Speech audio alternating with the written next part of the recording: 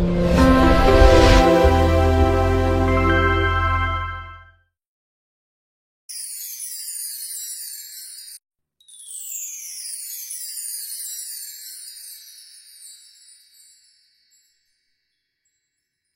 பரிசுத்த நாமத்துக்கு மகிமை உண்டாவதாக.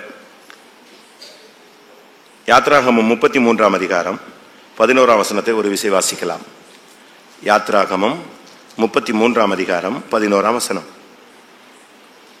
ஒருவன் தன் சிநேகிதனோட பேசுவது போல கர்த்தர் மோசேயோட முகமுகமாய் பேசினார். பின்பு அவன் பாளையத்துக்கு திரும்பினான்.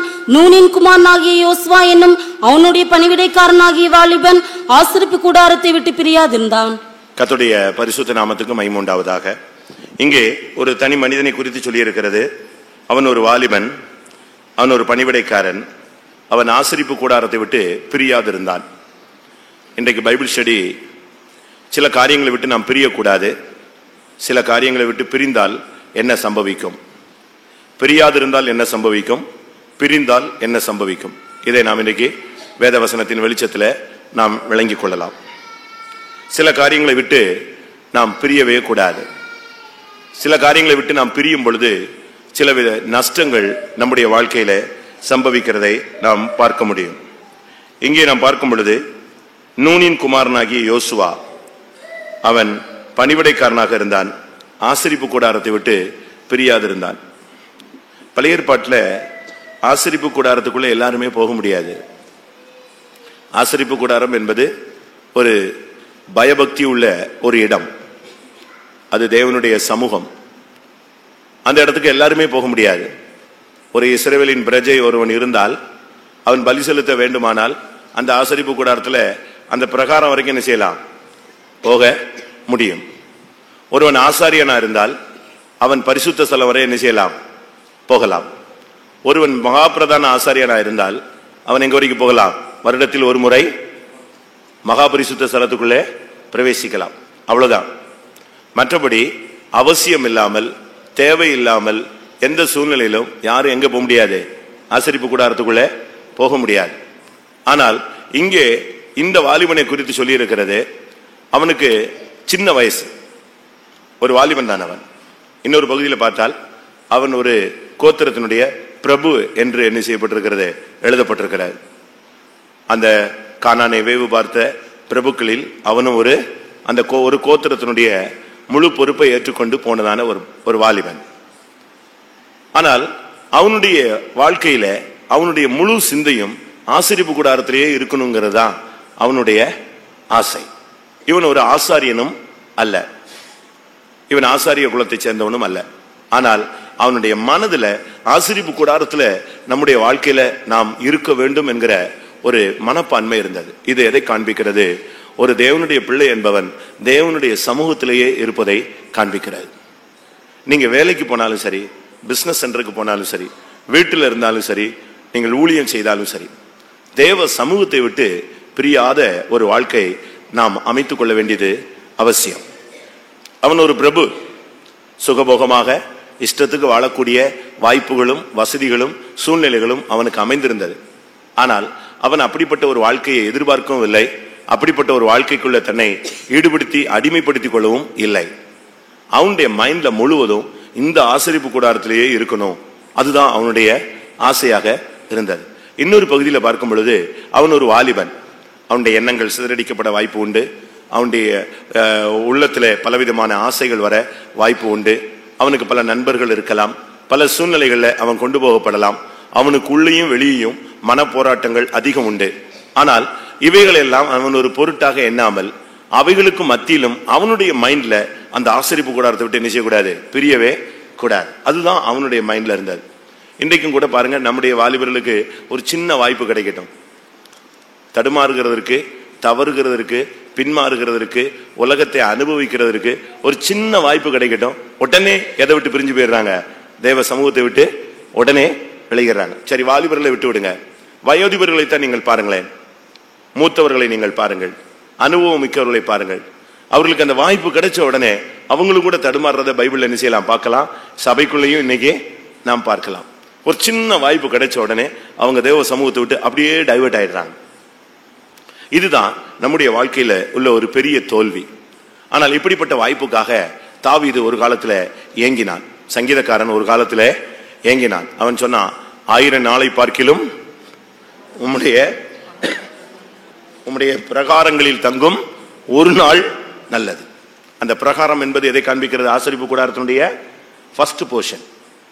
அவன் சொல்றான், 1000 நாளை பார்க்கிலும், ஆகாமிய கூடாரங்களில் தங்குவதை பார்க்கிலும் உம்முடைய ஆலயத்தின் வாசற்படியிலே தங்குவதையே நான் என்ன செய்கிறேன்? நாடுகிறேன்.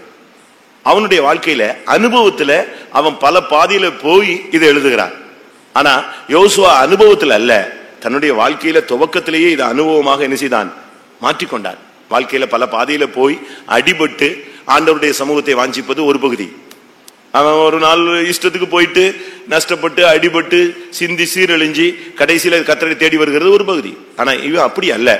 சின்ன பிராயத்திலேயே அவனுடைய எண்ணங்களை கட்டுப்படுத்தி, அவனுடைய வாஞ்சைகளை கட்டுப்படுத்தி, ஆசைகளை இச்சைகளை கட்டுப்படுத்தி, அந்த வாலிப பிராயத்தை தன்னுடைய கட்டுப்பாட்டில் வைத்துக் கொண்டு தனக்கு அந்த வாய்ப்பை கிடைக்கும் பொழுது அவன் ஆசரிப்பு கூடாரத்திலேயே போய் உட்கார்ந்துருவான். அவனை வீட்டில் பார்க்க முடியாது, அவனை அதிகமா நண்பர்கள் மத்தியில பார்க்க முடியாது, அவன் தன்னுடைய சுய தொழிலில் அவன் ஈடுபடுவதை நீங்கள் பார்க்க முடியாது. அவன் வீட்டில் ஒரு கோத்திரத்தில் போய் உட்கார்ந்துருந்தான், அங்க ஒரு காரியம் செஞ்சான் இல்லை. அவனுடைய மைண்ட் முழுவதும் ஆண்டவருடைய சமூகத்திலேயே இருக்கணுங்கிறதா அவனுடைய வாஞ்சை. அதனால்தான் கர்த்தர் அவனை நடத்திப்புக்காரனாய் உருவாக்கினார். ஒரு மனிதனை உருவாக்கணும்னா அவன் தேவ சமூகத்தில் போய் கிடக்கணும். தேவ சமூகத்தில் இருக்காதவனை கர்த்தர் என்ன செய்ய முடியாது? உருவாக்க முடியாது. விசுவாசின்னு சொல்லலாம், ஊழியக்காரன் ஒரு போர்டு போட்டுக்கலாம், ஆனா ஃபார்ம், அதாவது ஒரு உருவாக்குதல் நடக்காது. சும்மா இருக்கலாம். உருவாக்கப்பட்டவனை கொண்டு தான் கர்த்தர் என்ன செய்ய முடியும்? ஏதாகிலும் ஒன்றை அவர் செய்ய நடப்பிக்க முடியும், செயல்படுத்த முடியும். உருவாக்கப்படாத ஒரு ஆளை வச்சு கர்த்தர் என்ன செய்ய முடியாது? ஒண்ணுமே பண்ண முடியாது. இந்த மண் பாத்திரமே நீங்க பாருங்க, கொய்யவன் கையில் இருக்கும் பொழுது அது ஒரு களிமண், அதை ஒரு பாத்திரமா செய்யறான். அப்படி அதை யூஸ் பண்ணிருவீங்களா? இப்ப கொய்யவனுடைய கையில ஒரு களிமண்ணு, அதை ஒரு மண்பானையாவோ ஒரு பாத்திரமாகவோ ஏதோ ஒரு விதத்துல அவன் உருவாக்கி வைக்கிறான்னு வச்சுக்கோங்களேன். அதை அப்படியே என்ன செய்ய முடியாது? யூஸ் பண்ண முடியாது. அப்படி நீங்க தண்ணியை ஊத்தி பாருங்க, நல்லா சில்லுன்னு இருக்குன்னு சொல்லிட்டு தண்ணியை ஊத்தி பாருங்க, எதாயிடும்? அது அப்படி மெல்ட் ஆன மாதிரி ஒண்ணுமில்லாம போயிடும். தண்ணியாதான் அது, தண்ணியும் மண்ணும் சேர்ந்து அப்படியே எல்லாம் ஒண்ணுல. ஆனா அதை உருவாக்கி அதை ஹீட் ப்ராசஸ்ல கொண்டு போய் அதுக்கு ஒரு பக்குவம் அடைந்து வெளியே வந்த பின்பு அதுக்கு பிறகு என்ன செய்யலாம்? தண்ணியும் ஊத்தலாம், வெண்ணியும் ஊத்தலாம், அது தாங்கும். அதுபோல தேவனுடைய பிள்ளைகளை உருவாக்கணும்னா, என்னை உருவாக்கணும் அப்படின்னு சொன்னா, கர்த்தர் என்னை உருவாக்கணும்னா நான் தேவ சமூகத்தில் என்ன செய்யணும்? கிடக்கணும். ஆண்டோடைய பாதத்தில் கிடக்கணும். ஆண்டோடைய சமூகத்தை விட்டு பிரியாமல் அங்கேயே கிடக்கணும். தேவ சமூகத்தில் நீங்க இருந்து பாருங்க.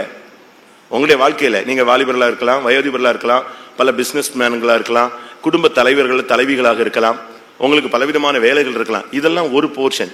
இது உலகத்தில் நம்ம பொழைப்புக்கு, சாப்பாட்டுக்கு, ட்ரெஸ் போடுறதுக்கு, இதுக்கெல்லாம் சில காரியங்கள் நமக்கு தேவை. ஆனா உங்களையும் என்னையும் தேவன் உருவாக்கணும்னா நாம் ஆசரிப்பு கூடாரத்தை விட்டு என்ன செய்யக்கூடாது? பிரிய கூடாது. வாய்ப்பு வரும், வான் ஃப்ரெண்ட்ஸ் கூப்பிடுவாங்க, சொந்தக்காரங்க கூப்பிடுவாங்க, பல சூழ்நிலைகளில் பிரியக்கூடிய வாய்ப்புகள் வரும். ஆனா அவன் அதை பிராக்டிஸ் பண்ணிக்கிட்டான். அவனுக்கு மைண்ட் முழுவதும் ஆசரிப்பு கூடாரத்தில் இருக்கணும், ஆசரிப்பு கூடாரத்தில் இருக்கணும், ஆசரிப்பு கூடாரத்தில் இருக்கணும். ஆசரிப்பு கூடாரத்தில் இருந்தால் என்ன நடக்கும்? என்னத்தை பார்க்கலாம்? டெய்லி பலி செலுத்தப்படுவதே என்ன செய்யலாம்? பார்த்துக்கிட்டே இருக்கலாம். டெய்லி ஒருத்தன் குற்ற நிவாரண பலி கொண்டு வருவான், ஒருத்தன் பாவ நிவாரண பலி கொண்டு வருவான், ஒருத்தன் பிராயச்சித்த பலி கொண்டு வருவான், ஒருத்தன் போஜன பலி கொண்டு வருவான், இப்படி சர்வாங்க தகன பலி செலுத்துவான். இதெல்லாம் எதற்கு? இதை நினைச்சு இப்படிப்பட்ட குறைகள் நிமித்தம் தானே இவ்வளவு பலிகள். அப்போ நாம இந்த குறைகளை இல்லாம இருந்தா இந்த பலிகள் செலுத்த வேண்டிய அவசியம் இல்லை. இதை அவன் மைண்ட்ல பார்த்து அந்த தேவ சமூகத்திலேயே கிடந்தான். தேவ சமூகத்தை விட்டு வெளியே போகும்போதுதான் குற்றங்கள் என்ன செய்கிறது? பெருகுகிறது. பாவங்கள் நமக்குள்ளே அனுமதிக்கப்படுகிறது. பல சூழ்நிலைகளுக்குள்ளே நாம் தள்ளப்படுகிறோம். தேவ சமூகத்தில் இருந்தா உன்னை ஒரு வல்லமே என்ன செய்ய முடியாது? சூழ்நிலையும் கிடையாது, பிரச்சனையும் கிடையாது. அடுத்து அந்த தேவ சமூகத்தில் இருக்க, அந்த ஆசரிப்பு கூடாரத்தில் இருக்கிறதுனால பரிசுத்த ஸ்தலத்துக்குள்ள ஆசாரியன் போவதை பார்க்கும்போது அவனுக்கு ஒரு ஆசை. பரிசுத்த ஸ்தலத்துக்குள்ள அவன் போறான், மகா பரிசுத்த ஸ்தலத்துக்குள்ள போறான். அங்க தேவனுடைய மகிமை, செக்கினாய் மகிமை என்ன செய்கிறது? இறங்குகிறது. இவன் அதை பார்த்துக்கிட்டே இருந்தான். இவனுடைய வாஞ்சை எல்லாம் கர்த்தருடைய மகிமையை பார்க்கணும், கர்த்தருடைய ஆசரிப்பு கூடாரத்தில் இருக்கணும். அப்படி ஆசை யாருக்காவது இருக்கா? 18 வயசுல வரக்கூடாது, 60 வயசுல தான் வரணுங்கிறீங்களா? அவனுக்கு 18 வயசுல வந்துச்சு. அந்த சின்ன பிராயத்திலேயே கர்த்தருடைய சமூகத்தை விட்டு பிரியக்கூடாது என்கிற ஒரு மைண்ட் இருந்துச்சு. அதனாலதான் பாருங்க, எத்தனையோ பேர் இருந்தாங்க. மோசைக்கு பையங்க இல்லையா? மோசைக்கு ஆம்பளை பிள்ளைங்க இருந்தாங்க. ஆரோனுக்கு பிள்ளைகள் இல்லையா? இருந்தாங்க. ஆனா கர்த்தர் அவங்களெல்லாம் மோசைக்கு அடுத்த ஸ்தானத்துக்கு கொண்டு வராம யாரை கொண்டு வந்தாரு? யோசுவாவை கொண்டு வந்தார். ஏனென்றால் உருவாக்கப்பட்டவர்களை வைத்துதான் கர்த்தர் ஜனத்தை நடத்த முடியும். அவங்களை கொண்டுதான் கர்த்தர் யோர்தானை 2ஆக என்ன செய்ய முடியும்? பிளக்க முடியும். அவங்களை கொண்டுதான் ஜனத்தை கானானுக்குள்ள என்ன செய்ய முடியும்? வழி நடத்த முடியும். அப்படினால நாம் இந்த சத்தியங்களை சரியாக விளங்கிக் கொள்ளணும். அதனால நீங்க யாராக இருந்தாலும், நானாக இருந்தாலும், நீங்களாக இருந்தாலும் கர்த்தருடைய சமூகத்தை விட்டு பிரியாத ஒரு வாழ்க்கையை நீங்க பயிற்சி வைக்கணும். அந்த சின்ன வயசுல அவனுக்கு அந்த ஒரு எக்ஸ்பீரியன்ஸ் கிடைச்சதுன்னா ஏன் நமக்கு கிடைக்காது? நாம் என்ன செய்யறோம்? பிரச்சனைகள் வந்த உடனே எதை விட்டு வெளியே போயிடுறோம்? ஒரு அரை மணி நேரம் இரு, நான் வர்றேன்னு சொல்லிட்டு அந்த இடத்த விட்டு வெளியே போயிடுறோம். அங்க போய் கிருபை நஷ்டப்பட்டு, துக்கப்பட்டு, விசுவாசம் நஷ்டப்பட்டு, பிரதிஷ்டை உடைஞ்சு திரும்ப நம்ம எதை தேடுறோம்? தேவ சமூகத்தை தேடுறோம். இதுதான் இன்றைய நம்முடைய ஜனங்களுடைய தற்போதைய நிலவரம். ஆனா இந்த தற்போதைய நிலவரத்தை வைத்து ஒரு மனிதனை உருவாக்கி தேவன் ஜனத்தை நடத்த முடியாது. செங்கடலை யோர்தானை பிளக்க முடியாது. தேவன் உன் மூலமாய் அற்புதங்களை செய்ய வேண்டுமானால் நீ தேவ சமூகத்தை விட்டு என்ன செய்யக்கூடாது? பிரிய கூடாது. அது கொஞ்சம் போர் அடிச்ச மாதிரி தான் இருக்கும். எரேமியா தீர்க்கதரிசி சொல்கிறான், உம்முடைய கரத்தின் நிமித்தம் நான் என்ன செய்தேன்? உம்முடைய கரத்தின் நிமித்தம் நான் தனித்திருந்தேன். ஒரு இடத்துல சொல்றான், உம்முடைய கரத்தின் நிமித்தம் நான் தனித்திருந்தேன், எனக்கு சலிப்பினால் என்னை நிரப்பினேன். எரேமியா 15:17. நான் பரியாசக்காரருடைய கூட்டத்தில் உட்கார்ந்து கலிகூர்ந்ததில்லை, உமது கரத்து நிமித்தம் தனித்து உட்கார்ந்தேன், சலிப்பினால் என்னை நிரப்பினீர். இந்த ஸ்டேட்மெண்ட் தப்பு. இது ஒரு விசுவாசி ஊழியக்காரன் சொல்லக்கூடிய வார்த்தை கிடையாது. நீங்க யாரும் எரேமியாவை போல இந்த வார்த்தையை யூஸ் பண்ணவே கூடாது. அவன் சொல்றான், உம்முடைய கரத்தின் நிமித்தம் நான் தனித்து உட்கார்ந்திருந்தேன். என்ன சொல்லியிருக்கணும்? சொல்லுங்க. உம்முடைய கரத்தின் நிமித்தம் நான் தனித்திருந்தேன். எனக்கு எப்படி இருந்தது? உம்முடைய சமூகம் எனக்கு மகிழ்ச்சியா இருந்ததுன்னு தான் சொல்லியிருக்கணும். ஆனா இவன் என்ன சொல்றா? போர் அடிச்சிருச்சு ஆண்டவரே, உங்களுடைய கரத்து நிமித்தம் நான் தனித்து உட்கார்ந்து பார்த்தேன். அவங்க எல்லாம் உட்கார்ந்து பரியாசக்காரங்க உட்கார்ந்து சிரிச்சுட்டு இருந்தாங்க. நான் அப்படியே விலகி போய் உட்கார்ந்து இருந்தேன். ஆனா எனக்கு என்ன நடந்துச்சு? சலிப்பினால். அந்த வேர்டு தவறு. உங்களுக்கு தேவ சமூகத்துக்கு போனா சலிப்பா இருக்கா, இல்ல தேவ சமூகத்துக்கு போனா மகிழ்ச்சியா இருக்கா? நீங்க சொல்லுங்க. உங்களுக்கு தானே தெரியும் நீங்க எப்படி போயிருக்கீங்க, எப்படி அதை ஃபீல் பண்ணிருக்கீங்கன்னு. ஜபத்துக்கு போனா, உபவாச ஜபத்துக்கு போனா, ஆலயத்துக்கு போனால், ஆராதனைக்கு போனால், காத்திருப்பு கூட்டத்துக்கு போனால் நீங்க சொல்லணும், நான் போனேன், தேவன் மகிழ்ச்சியினால் என்னை இடைகட்டினார். என்ன செய்யணும்? என்னுடைய புலம்பலை ஆனந்த களிப்பாய் மாற்றினார், என்னுடைய சஞ்சலம் தவிப்பு ஓடி போனது. இதுதான் உங்களுடைய ஸ்டேட்மெண்டா இருக்கணும். ஆனா எரேமியா தீர்க்கதரிசியினுடைய ஸ்டேட்மெண்ட் அப்படி இல்லை. அவன் சொல்ல, நான் உங்களுடைய கரத்து நிமித்தம் நான் தனித்து உட்கார்ந்தேன், எனக்கு சலிச்சு போயிருச்சு. அப்படி சொல்லவே கூடாது. அதுக்கு காரணம் தேவ சமூகத்தை அவன் சரியான விதத்தில் என்ன செய்யல. இதே யோசுவாவை கேட்டா என்ன சொல்லியிருப்பான்? ஆண்டவரே, உங்களுடைய சமூகத்தை விட்டு பிரியாது இருந்தேன், அது என் வாழ்நாளிலே எனக்கு இன்பமாக இருந்தது. அப்படித்தானே சொல்லியிருப்பான். அதுதான் யோசுவா. கர்த்தர் அவனை வச்சுதான் கர்த்தர் தன்னுடைய வேலையை செய்ய முடிஞ்சது. மோசையினுடைய பிள்ளைகளை யூஸ் பண்ண முடியல கர்த்தருக்கு. ஆரோனுடைய பிள்ளைகளை ஆசாரியனாய் உபயோகப்படுத்த முடிந்ததை தவிர ஜனத்தை நடத்தக்கூடியவனா என்ன செய்ய முடியல, எடுத்து யூஸ் பண்ண முடியல. ஏனென்றால் நாதாபும் அபியுவும் கர்த்தர் கட்டளையிடாத அந்நிய அக்னியை செஞ்சுட்டாங்க, கொண்டு வந்துட்டாங்க. அப்படிப்பட்ட பிள்ளைகள் தான் அவனுக்கு இருந்தாங்க. ஆனா கர்த்தருடைய சமூகத்தை விட்டு பிரியாத பிள்ளைகள் நமக்கு எத்தனை பிள்ளைகள் இருக்கிறாங்க? உங்க பிள்ளைகள்லாம் கர்த்தருடைய சமூகத்தை விட்டு பிரியாம இருக்காங்களா? நம்ம இப்ப அப்படி இல்லை. நம்ம பிள்ளை கர்த்தருடைய சமூகத்தை விட்டு அடிக்கடி கர்த்தருடைய சமூகத்துக்கு அடிக்கடி போனான்னா ஊழியத்துக்கு போயிடுவானு பயந்து போய் போவாத, கோயிலுக்கு போகாத, கூட்டத்துக்கு போயிட்டு இல்ல ஆமீன் போட்டாங்கல்ல உடனே நெஞ்சிரு வந்துரு, நீ ஏன் அங்க உட்கார்ந்துருக்க, உன்னை அப்படியே மைண்ட மாத்திடுவாங்க, உன்னை என்ன பிரெயின் வாஷ் பண்ணிடுவாங்க. இப்படியே விசுவாசியே இப்படி சொல்லும் போது அந்த பிள்ளை பாவத்துக்கு போய் அவன் எங்க போயிடறான்? பாதாளத்துக்கு அடி எடுத்து வைக்கிறான். ஆண்டவரே, என் பிள்ளைகள் நான் தேவ சமூகத்தை விட்டு பிரியாத ஒரு வாழ்க்கை வேணும்னு நீங்க என்ன செய்யணும்? கேட்டு பழகணும். கர்த்தருடைய பரிசுத்த நாமத்துக்கு மகிமை உண்டாவதாக. இரண்டாவது, ஒரு தேவனுடைய பிள்ளை என்று சொல்லுகிறவன் கிறிஸ்துவின் அன்பை விட்டு பிரியக்கூடாது. ரோமர்கள் நிருபம் 8 அதிகாரம் 36 வசனம். கிறிஸ்துவின் அன்பை விட்டு நம்மை பிரிப்பவன் யார்? உபத்திரவமோ, வியாகுலமோ, துன்பமோ, பசியோ, நிர்வாணமோ, நாசமோசமோ, பட்டயமோ, இவை எல்லாவற்றிலேயும் நாம் நம்மில் அன்பு கூறுகிறவராலே முற்றும் ஜெயங்கொள்ளாயிருக்கிறோமே. அவன் சொல்றான் பாருங்க, கிறிஸ்துவின் அன்பை விட்டு நம்மை பிரிப்பவன் யார்? ஒன்று, நீ தேவ சமூகத்தை விட்டு பிரியக்கூடாது. இரண்டாவது, கிறிஸ்துவின் அன்பை விட்டு பிரியவே கூடாது. ஆண்டவர் நேசிக்கிற ஒரு வாழ்க்கை, ஆண்டவரை நாம் நேசிக்கிற ஒரு வாழ்க்கை, இந்த ரெண்டு லைஃபை விட்டு என்ன செய்யக்கூடாது? நம்ம பிரியவே கூடாது. அவர் நம்ம நேசிச்சுக்கிட்டே இருக்கணும். அப்படி ஒரு லைஃபை நம்ம ஃபார்ம் பண்ணி வைக்கணும். அதே நேரத்தில் நாமும் டெய்லி கர்த்தரை நேசிக்கக்கூடியவர்களா என்ன செய்யணும்? மாறணும். மனைவியை நேசிங்க, தப்புன்னு சொல்லல. புருஷனை நேசிங்க, தவறுன்னு சொல்லல. பிள்ளைகளை நேசிங்க, தவறுன்னு சொல்லல. ஊழியக்காரங்களை நேசிங்க, தவறுன்னு சொல்லல. ஆனா இயேசுவை நேசிக்கிறதை காட்டிலும் யாரை நீ அதிகமா நேசிச்சாலும் அது என்னது? குற்றம். தன் தாயாவது தன் தகப்பனையாவது என்னிலும் அதிகமாய் நேசிக்கிறவன் எனக்கு பாத்திரன் அல்ல. இது ஊழியக்காரங்களுக்கு உள்ளதல்ல, விசுவாசிகளுக்கு உள்ளது.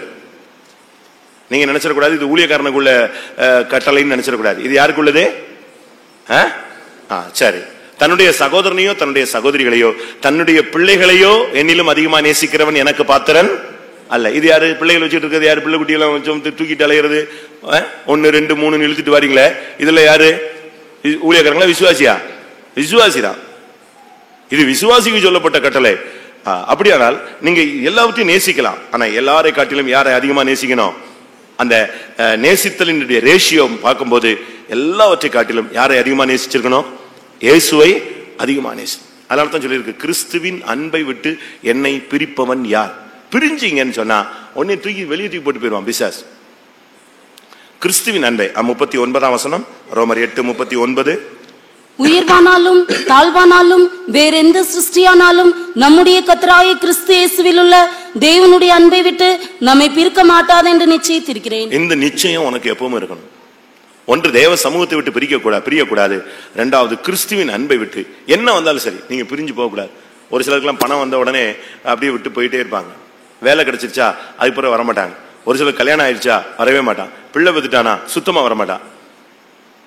இப்படியான இது கிறிஸ்துவின் அன்புக்கும் இதுக்கும் என்ன சம்பந்தம்?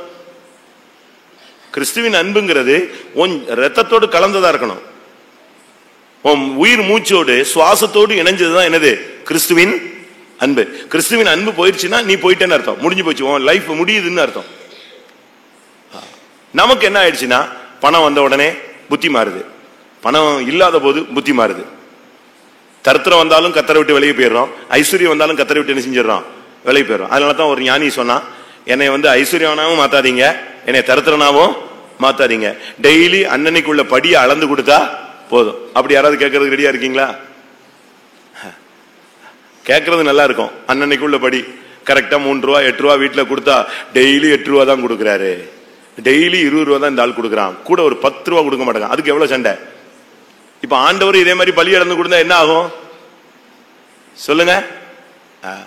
அது சும்மா வார்த்தைக்கு தான் நல்லா இருக்கும், அன்றன்றைக்குள்ள படியை எங்களுக்கு அளந்து தாரும்னு. அப்படி அல்ல பிரியமானவர்களே. என்ன இருந்தாலும் சரி, கிறிஸ்துவின் அன்புங்கிறது அது வெளியேறப்பட்ட தியாகம் உள்ளது. அந்த ஜீவனுள்ள ரத்தம் சிந்தினார் பாத்தீங்களா? அந்த அன்பை விட்டு நீங்க பிரிஞ்சு போகவே கூடாது. அப்படி உன்னைய பிரிச்சா உன்னுடைய ஜீவன் பிரிஞ்சு போன மாதிரி. அதனால தான் சொல்லி, கிறிஸ்துவின் பசியோ பட்டினியோ நிர்வாணமோ நாசமோசமோ வியாகுலமோ துன்பமோ பட்டயமோ உயர்வோ மரணமோ ஜீவனோ எதுவானாலும் கிறிஸ்துவின் அன்பை விட்டு என்னை பிரிக்க மாட்டாது என்று என்ன செய்திருக்கிறேன்? நிச்சயித்திருக்கிறேன். இந்த விசுவாசத்தில் என்னுடைய தாயை இழந்தாலும் சரி, தகப்பனை இழந்தாலும் சரி, மனைவி இழந்தாலும் சரி, புருஷனை இழந்தாலும் சரி, பிள்ளைகளை இழந்தாலும் சரி, சகோதரர்களை இழந்தாலும் சரி, என்னையே இழக்கக்கூடிய ஒரு சூழ்நிலை வந்தாலும் நான் கிறிஸ்துவின் அன்பை விட்டு என்ன செய்ய மாட்டேன்? பிரிந்து போக மாட்டேன். ஒரு பையன் இஷ்டத்துக்கு சுத்திட்டு இருந்தான். அவனை அவங்க அம்மாவால் கட்டுப்படுத்த முடியல. அவங்க அப்பா வேற இறந்துட்டாரு. இவனை கண்ட்ரோல் பண்றதுக்கு ஆள் இல்லை. அவங்க போய் ஒரு ஊழியக்காரத்தை சொன்னாங்க. அவரு அவனை கூப்பிட்டு, தம்பி இனிமே ஒழுங்கா இருப்பேன். ஆமாண்ணா சரின்னு சொன்னான். அவனை கொண்டு போய் ஃபெய்த்தம்ல விட்டு போயிட்டாரு. இன்னொரு ஃபெய்த்தம்ல அவன் அந்த ஃபெய்த்தம்லயே இருந்து ஃபார்ம் ஆயிட்டான், உருவாயிட்டான். நான் போகும்போது அந்த ஃபெய்த்தம்ல அவன் ஒரு வாலிப பையனா இருந்து மைக் வைப்பான், பாட்டு எல்லாம் பாய் போடுவான், எல்லாம் செய்வான். நல்ல ஒரு வாலிபன். நான் வந்துட்ட பிறகு அவன் ஊழியத்துக்கு வந்துட்டான். ஊழியத்துக்கு வந்தான். சரி, எப்படியோ இருந்தான், எப்படியோ கர்த்தர் அவனை உருவாக்குனார். எப்படி இப்ப என்ன செஞ்சிட்டான்? கர்த்தருடைய சேவைக்கு வந்துட்டான். வந்து கொஞ்ச நாள்ல திடீர்னு மரிச்சிட்டான். எனக்கு அது ரொம்ப கஷ்டமா இருந்துச்சு. பாஸ்டர் டிவி இறந்து அடுத்த வாரத்துக்குள்ள ஒரு 3 நாளுக்குள்ள இறந்துட்டான். எனக்கு ரொம்ப கஷ்டமா இருந்துச்சு. ஏன்னா இந்த வயசுல சின்ன வயசு ஒரு போக்கிரியா இருந்தா கர்த்தர் அவனை கொண்டு வந்தாரு. சடனா அவன் ஓட்டம் இப்படி ஊழியத்துல வந்து முடிஞ்சிருச்சு. அவங்க பேரண்ட்ஸ் ஏற்கனவே அப்பா இல்லை, அந்த அம்மா எப்படி தாங்குவாங்க அப்படின்னு சொல்லிட்டு நான் அவங்கள பார்க்க போனேன். அவங்கள பார்க்க போனா அவங்க ரொம்ப தெளிவா இருக்காங்க. எனக்கு ஆச்சரியமா இருந்துச்சு. நம்ம தான் டல்லா இருக்கிறோம், அவங்க நல்லா இருக்காங்க. உடனே நான் அவங்கள்ட்ட போய் பேசிட்டு கொஞ்ச நேரம் இருக்கும்போது எப்படி நீங்க அதை பேர் பண்ணிக்கிட்டீங்க, எப்படி அவங்களால தாங்க முடிஞ்சது எப்படி அப்படின்னு. அப்போ அவங்க சொன்னாங்க, நாங்கள் வேற ஒன்றும் கேட்கல, போய் பார்த்துட்டு அவன் பைபிள் மட்டும் கொடுங்கன்னு வாங்கிட்டு வந்தோம். ஊழியத்துல இருந்து அவன் இறந்து போயிட்டான். அவன் யூஸ் பண்ண பைபிளை என்ன செய்யுங்க கொஞ்சம் நினைவா தாங்கன்னு வாங்கினோம், கொடுத்துட்டாங்க, வாங்கிட்டு வந்தோம். பைபிளில் பார்த்தா கொஞ்சம் கொஞ்சம் பக்கத்துக்கு தள்ளி தள்ளி ஒரு வசனம் எழுதி வச்சிருக்கான். ஒரே வசனம், அவர் என்னை கொன்று போட்டாலும். அவனுக்கு பிடிச்ச வசனம் என்னது? அவனுக்கு பிடிச்ச வசனம் என்னது? அவர் என்னை கொன்று போட்டாலும். அந்த வசனம்லாம் தெரியாது நமக்கு. கர்த்தர் என் மேய்ப்பராய் இருக்கிறார், தாழ்ச்சி அடையன், அவர் என்னை புல்லுள்ள இடங்களில், இதெல்லாம் உங்களுக்கு மண்டையிலே தலைக்குள்ளேயே இருக்கும். இந்த வசனம் இருக்காது. யோபுல சொல்லியிருக்கு, அவர் என்னை கொன்று போட்டாலும் அவர் மேல் தான் நான் எப்படி இருப்பேன்? நம்பிக்கையா இருப்பேன். அப்ப பாருங்க, அப்போ இப்ப அவரை கொன்றுட்டாரு, அவர் மேலதான் நம்பிக்கையா இருந்து தன்னுடைய ஓட்டத்தை நெஞ்சிருக்கிறான், முடிச்சிருக்கிறான். யோசிச்சு பாரு. அதனால இழப்புங்கிறது மரணமானாலும் கிறிஸ்துவின் அன்பை விட்டு என்ன செய்யக்கூடாது? உன்னைய பிரிச்சிட கூடாது. வியாதி உன்னை பிரிச்சிடக்கூடாது. ஒரு சின்ன இன்சிடென்ட் உன்னை பிரிச்சிடக்கூடாது. ஒரு நிந்தை, அவமானம், போராட்டம், அது கூட உன்னை நினைஞ்சக்கூடாது. கிறிஸ்துவின் அன்பை விட்டு பிரிச்சிட கூடாது. அதனால தான் சொல்லி இருக்கிறது, கிறிஸ்துவின் அன்பை விட்டு என்னை பிரிப்பவன் யார்? பாடுகள் வரும். கிறிஸ்தவ வாழ்க்கை வந்து பஞ்சுமத்தை அல்ல, எல்லாம் என்னதுதான்? முள்ளுகள் தான். இந்த பாதையில தான் உண்டு. இதுல வந்து உங்களுக்கு இல்லைன்னு சொல்லிலாம் ஏமாற்ற முடியாது. வாழ்க்கையில, கிறிஸ்தவ வாழ்க்கையில இன்னும் கொஞ்சம் பாடுகள் கொஞ்சம் எக்ஸ்ட்ரா வரும். சிலுவை நிமித்தம் உபத்திரவங்களும் பாடுகளும் அதிகரிக்கும். ஆனா நீங்க சொல்லணும், கிறிஸ்துவின் அன்பை விட்டு என்னை பிரிப்பவன். டெய்லி நீங்க ஒரு அறிக்கை சொல்லணும். பவுல கேட்ட இந்த ஸ்டேட்மெண்ட்டை டெய்லி ஒரு அறிக்கை மாதிரி, கன்ஃபஸ் மாதிரி சொல்லிட்டே இருப்பார். கிறிஸ்துவின் அன்பை விட்டு என்னை பிரிப்பவன் யார்? என்ன வந்தாலும் என்னை என்ன செய்ய முடியாது? பிரிக்க முடியாது. அடிச்சாலும் பிரிக்க முடியாது, என்னை தண்ணிக்குள்ள தூக்கி போட்டாலும் பிரிக்க முடியாது. எத்தனை நாள் நான் சவுக்கடி வாங்கலாம். ஏசு கிறிஸ்து 39 சவுக்கடி வாங்கினார். பவுல் எத்தனை அடி வாங்கினார் தெரியுமா? பவுல் எத்தனை அடி வாங்கினாரு? என்னது? 49? ஏசு 39 சவுக்கடி வாங்கினாரு. பவுல் எத்தனை அடி வாங்கினாரு? 195 அடி வாங்கினாரு. ஒன்று குறைய 5 முறை நான் சவுக்கால் அடிபட்டேன். 40, அதாவது ஒரு ஆளை சவுக்கடி அடிக்கலாம், 39 அடி தான் அடிக்கணும் பைபிள் பிரமாணத்தின்படி. 40 அடி என்ன செய்யக்கூடாது? அடிக்கக்கூடாது. 40வது அடி அடிச்சுட்டா அவன் உன் பார்வையில் நீசன் என்று எண்ணப்படுவான். அவ்வளவுதான், அவன் தொலைஞ்சு போயிடான். அதனால இப்படியே 5 ட்ரிப்பு யார் அடி வாங்கினா? அப்போஸ்தலனாகிய பவுல் அடி வாங்கினான்.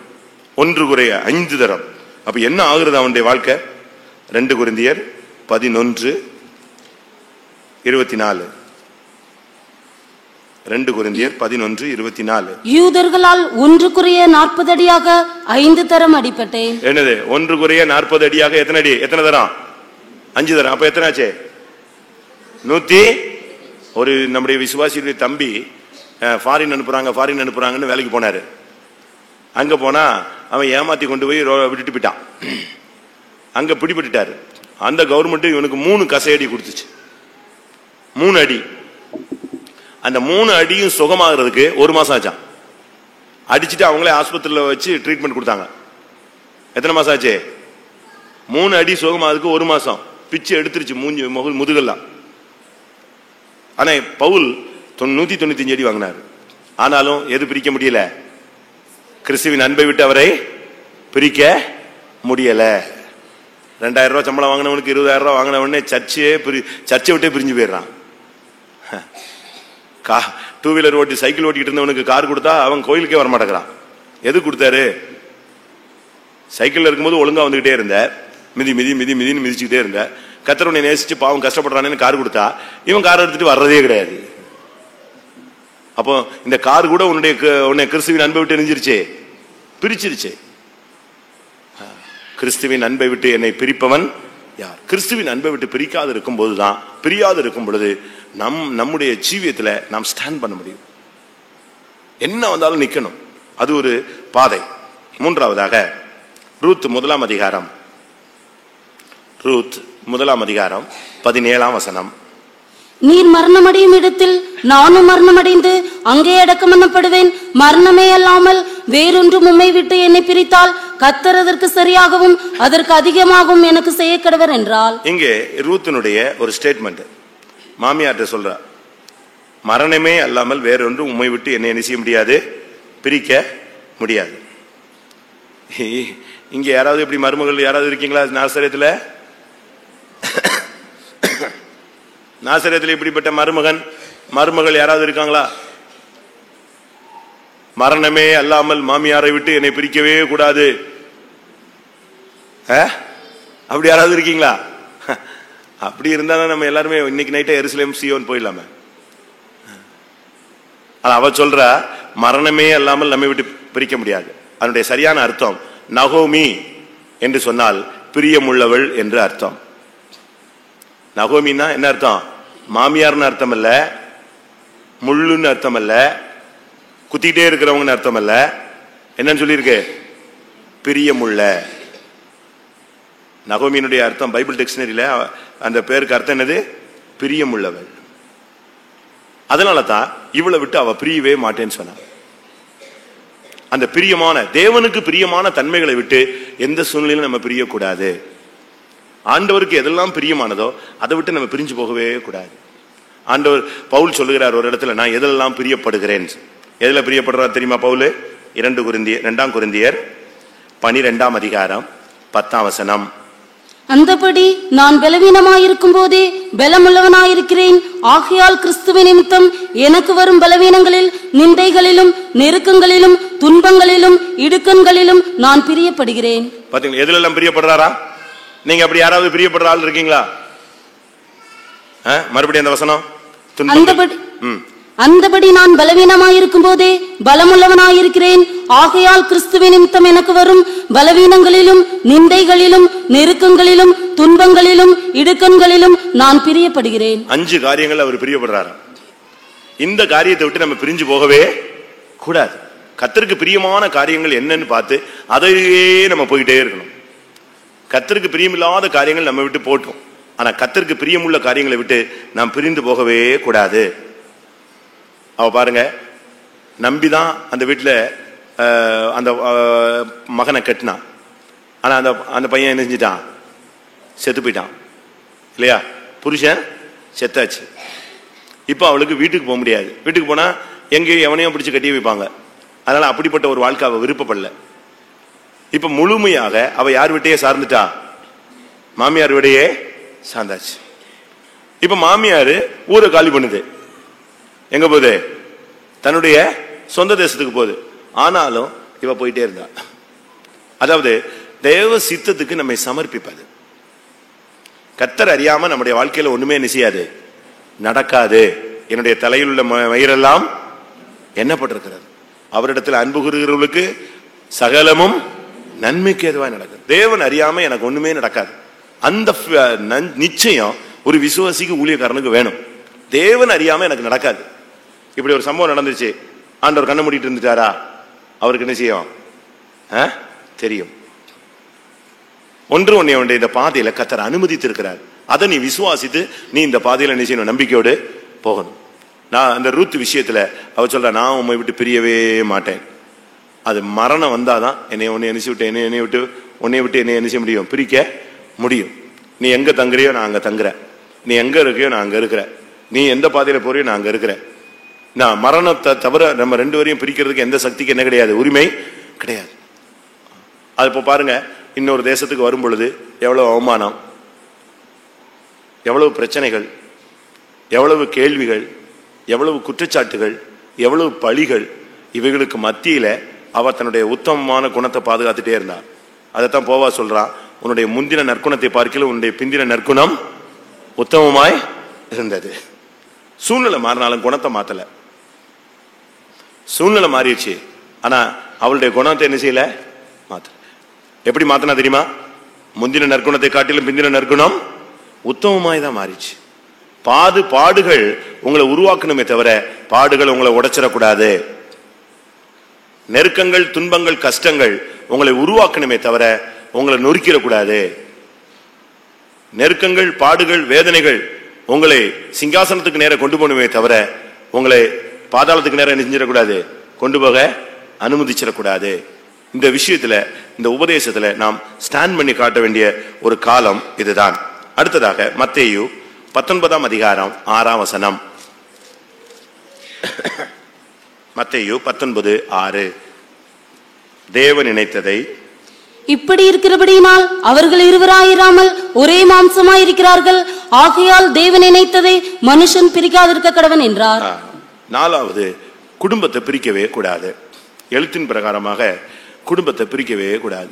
புருஷனோ மனைவியோ, மாமியாரோ மருமகளோ, அண்ணனோ தம்பியோ, அம்மாவோ அப்பாவோ யாருமே இந்த குடும்பத்தை பிரிக்கிற அந்த சூழ்ச்சியான சூழ்நிலைகளையோ வார்த்தைகளையோ அப்படிப்பட்ட சந்தர்ப்பங்களையோ நம்ம உருவாக்கி கொடுக்கவே கூடாது.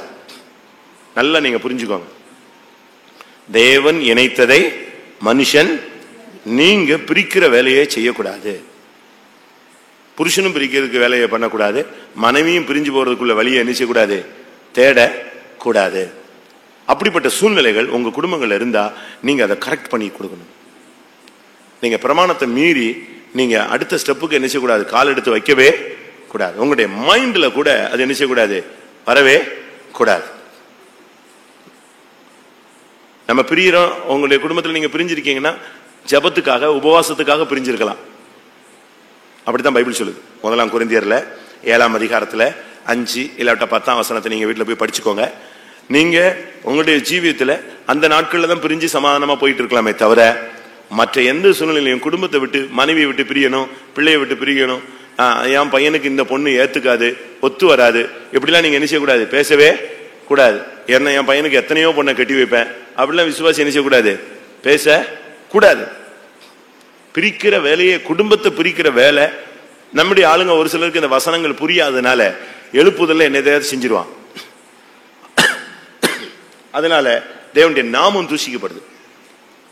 அவசரப்பட்டு ஏதாவது செய்கிறது, அவசரப்பட்டு பேசுறது, எதுவுமே செய்யக்கூடாது. நம்முடைய வாழ்க்கையில நாம் ரொம்ப கவனமா இருக்கணும். இந்த பிரிக்கிற வேலையை நம்ம செய்யக்கூடாது. குடும்பத்தை விட்டு நீ பிரிஞ்சின்னு சொன்னா நீ யாரு, அவிசுவாசியிலும் கெட்டவன். தீமோத்தேயுல வாசிக்கிறோம், ஒருவன் தன் சொந்த குடும்பத்தை நடத்த அறியாதவனாய் இருந்தால் அவன் யாரு, அவிசுவாசியிலும் கெட்டவன். குடும்பத்தை விசாரிக்கணும், குடும்பத்தை நடத்தணும், குடும்பத்தை பராமரிக்கணும். ஒன்னும் தெரியாது போல நீங்க போக கூடாது. 1 தீமோத்தேயு 5 அதிகாரம் 8. ஒருவன் தன் சொந்த ஜனங்களையும் விசேஷமாக தன் வீட்டாரையும்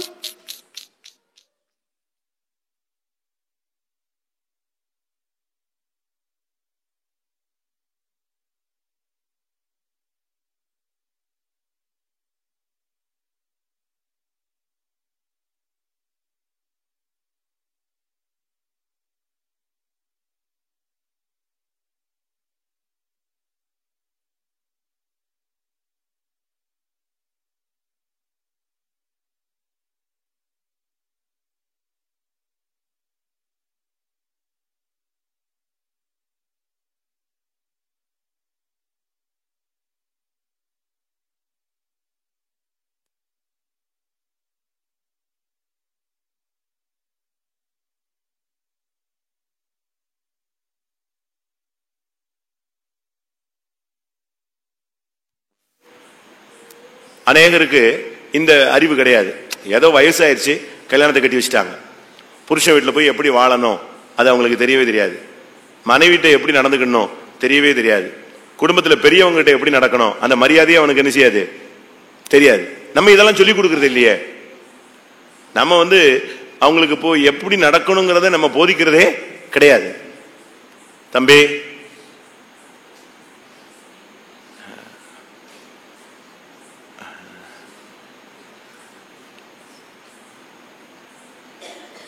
உங்க கிட்டையே பிடிச்சு ஹவுஸ் அரெஸ்ட் மாதிரி பிடிச்சு வச்சிருக்கணும். அவனை எலும்ப விடக்கூடாது.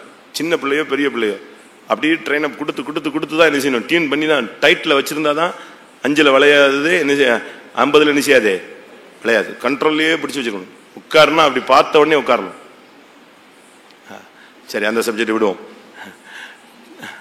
குடும்பத்தை நடத்த நமக்கு ஒரு பக்குவம் தேவை. இந்த பக்குவம் இல்லாதனாலதான் கொஞ்ச நாட்கள்ல இந்த குடும்பம் பிரிஞ்சு போயிருது. இவங்க குடும்பம் பிரியறதல்ல, தேவனுடைய நாமம் அதுல தூஷிக்கப்படுது. தேவனுடைய சபையினுடைய நாமம் என்ன செய்யுது? தூஷிக்கப்படுது. நம்முடைய மார்க்கம் புறஜாதிகள் மத்தியில் என்ன செய்கிறது? தூஷிக்கப்படுகிறது. பேதுருல வாசிக்கும் பொழுது உங்கள் நிமித்தம் சத்திய மார்க்கம் என்ன செய்கிறது? தூஷிக்கப்படுகிறதுன்னு சொல்லி. அப்படிப்பட்ட ஒரு சூழ்நிலைக்கு நாம் அனுமதிக்கப்படவே கூடாது. 2 பேதுரு 2 அதிகாரம் 2 வசனம்.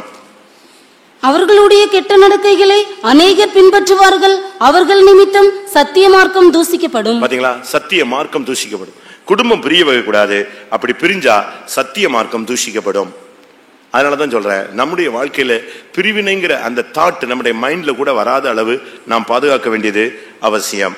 அடுத்ததாக யோசுவா 1 அதிகாரம் 8 வசனம். இந்த நியாயப்பிரமாண புஸ்தகம் உன் வாயை விட்டு பிரியாதிருப்பதாக. நியாயப்பிரமாண புஸ்தகம் நம்ம வாயில எப்பொழுதுமே பைபிள் வசனங்கள் தான் இருக்கணும். எப்பொழுதும் கர்த்தருடைய வார்த்தைகளையே பேசி பழகும். எந்த நேரத்திலையும் நீங்க பைபிளை பற்றியே ஆராய்ச்சி பண்ணுங்க. உலக பிரகாரமா உங்களுக்கு படிப்பு இருக்கும், வேலை இருக்கும், அது ஒரு போர்ஷன். மற்றொரு பகுதியில யோசுவாவுக்கு கர்த்தர் அந்த போஸ்டிங் கொடுக்கறதுக்கு முன்னால அவனுக்கு சொன்ன வார்த்தை அதுதான், இந்த நியாயப்பிரமாண புஸ்தகம் உன்னை விட்டு என்ன செய்யக்கூடாது? பிரியவே கூடாது. உன் வாயை விட்டு அந்த வார்த்தைகள் பிரியவே கூடாது. நீ ஜனத்திட்ட பேசும்போது, ஜனத்திட்ட இடைபடும் பொழுது, எந்த ஒரு காரியம் செஞ்சாலும் சரி, இந்த நியாயப்பிரமாணம் உன்னுடைய வாயை விட்டு என்ன செய்யக்கூடாது? பிரியவே கூடாது. எப்பொழுதுமே உன்னுடைய வாயில கர்த்தருடைய வார்த்தைகள், கர்த்தருடைய வசனங்கள், கர்த்தருடைய அன்பு, கர்த்தருடைய பிரசன்னம், உபதேசம், ஆழமான சத்தியங்கள், இதுதான். நீங்க அப்போஸ்தலர் நடபடிகளை படிச்சு பாத்தீங்கன்னு சொன்னா, கர்த்தருடைய வேதத்தை அவர்கள் ஆராய்ந்து பார்த்து கொண்டே இருந்ததினால் மற்றவர்களை பார்க்கலாம் அவர்கள் எப்படி இருந்தாங்க? நற்குணசாலிகளா இருந்தாங்க. அந்த வசனங்கள் அவருடைய வாழ்க்கையை புரட்டி போட்டு அவர்களை நல்ல குணசாலிகளாக உருவாக்கி வைத்தது. அதனால வேத வாக்கியங்களை ஆராய்கிற பழக்கங்கள், அது நம்முடைய வாயை விட்டு பிரியாம இருக்கிற அந்த பிராக்டிஸ் நமக்கு இந்த நாட்கள்ல அவசியம். அப்போஸ்தலர் 17:11. அந்த பட்டணத்தார் மனோவாஞ்சையாய் வசனத்தை ஏற்றுக்கொண்டு காரியங்கள் இப்படி இருக்கிறதா என்று தினந்தோறும் வேத வாக்கியங்களை ஆராய்ந்து பார்த்ததினால் தெசலோனிக்கேயில் உள்ளவர்களை பார்க்கிலும் நற்குணசாலிகளாய் இருந்தார்கள். நீங்க வசனத்துல நீங்க பழக்கி பாருங்க, உங்களுடைய கேரக்டர் ஃபார்ம் ஆகும், உங்களுடைய சுபாவம் உருவாகிட்டே வரும். நீங்க சாதாரண ஒரு காலத்துல ஒரு மாதிரி இருந்தவங்க தான். ஆனா இந்த வசனத்துக்குள்ளேயே நீங்க வரும்போது உங்களுடைய கேரக்டர் கொஞ்சம் கொஞ்சமா மாறுது. லேவி ரொம்ப ஷார்ட் டெம்பரான ஆளு, முன்கோபியவன். லேவியை கண்ட்ரோலே பண்ண முடியாது. லேவியும் சிமியோனும், சொல்லுங்க, லேவியும் சிமியோனும் கொடுமையின் கருவிகள். அவன்கிட்ட சின்ன பிரச்சனைனா வெட்டிடுவான். ஆனா கர்த்தர் அவன் கையில பிரமாணத்தை கொடுத்தாரு. உபாகமம் 33, ஆதியாகமம் 49 அவன் கொடுமையின் கருவி. ஆனா உபாகமம் 33 பிரமாணங்களை அவன் கையில கொடுத்தாரு. இப்ப யாரு அவன்? லேவி கர்த்தருடைய பட்சத்தில் நிக்கிற ஊழியனாய் மாறிவிட்டான். அவன் அப்படியே கர்த்தர் ஃபார்ம் பண்ணி மாத்திட்டார். அந்த வசனங்கள், அந்த பிரமாணங்கள், அதை கைக்குள்ள அவனுடைய லைஃப் மாறினது. அதுபோல நீங்க பைபிள வேத பிரமாணங்களை நம்முடைய வாயை விட்டு பிரிய விடவே கூடாது. இந்த கதை பேசுறது, வீண் கதை பேசுறது, வீணான வார்த்தைகள் பேசுறது, இதெல்லாமே கிருபையை நஷ்டப்படுத்தக்கூடிய செயல்கள். அதனால தான் அவனுக்கு சொன்னார் கர்த்தர், நீ மிகப்பெரிய பொறுப்பை எடுக்கிற, நான் உன்னை கொண்டு போவேன். ஆனா அந்த நியாயப்பிரமாண புஸ்தகம் உன் வாயை விட்டு என்ன செய்யக்கூடாது? உன் வாயை விட்டு பிரியவே கூடாது. எப்பவும் இந்த வசனங்களை பேசி பேசி பேசி பேசி இந்த வசனங்கள் உன்னுடைய ஜீவியத்தில் அனுபவமாகும் பொழுது உன்னுடைய கொன்னை கொண்டு நான் தேசத்தை பங்கிட்டு கொடுப்பேன். கடைசியாக ஆதியாகமம் 44:22, தகப்பனை விட்டு பிரியக்கூடாது.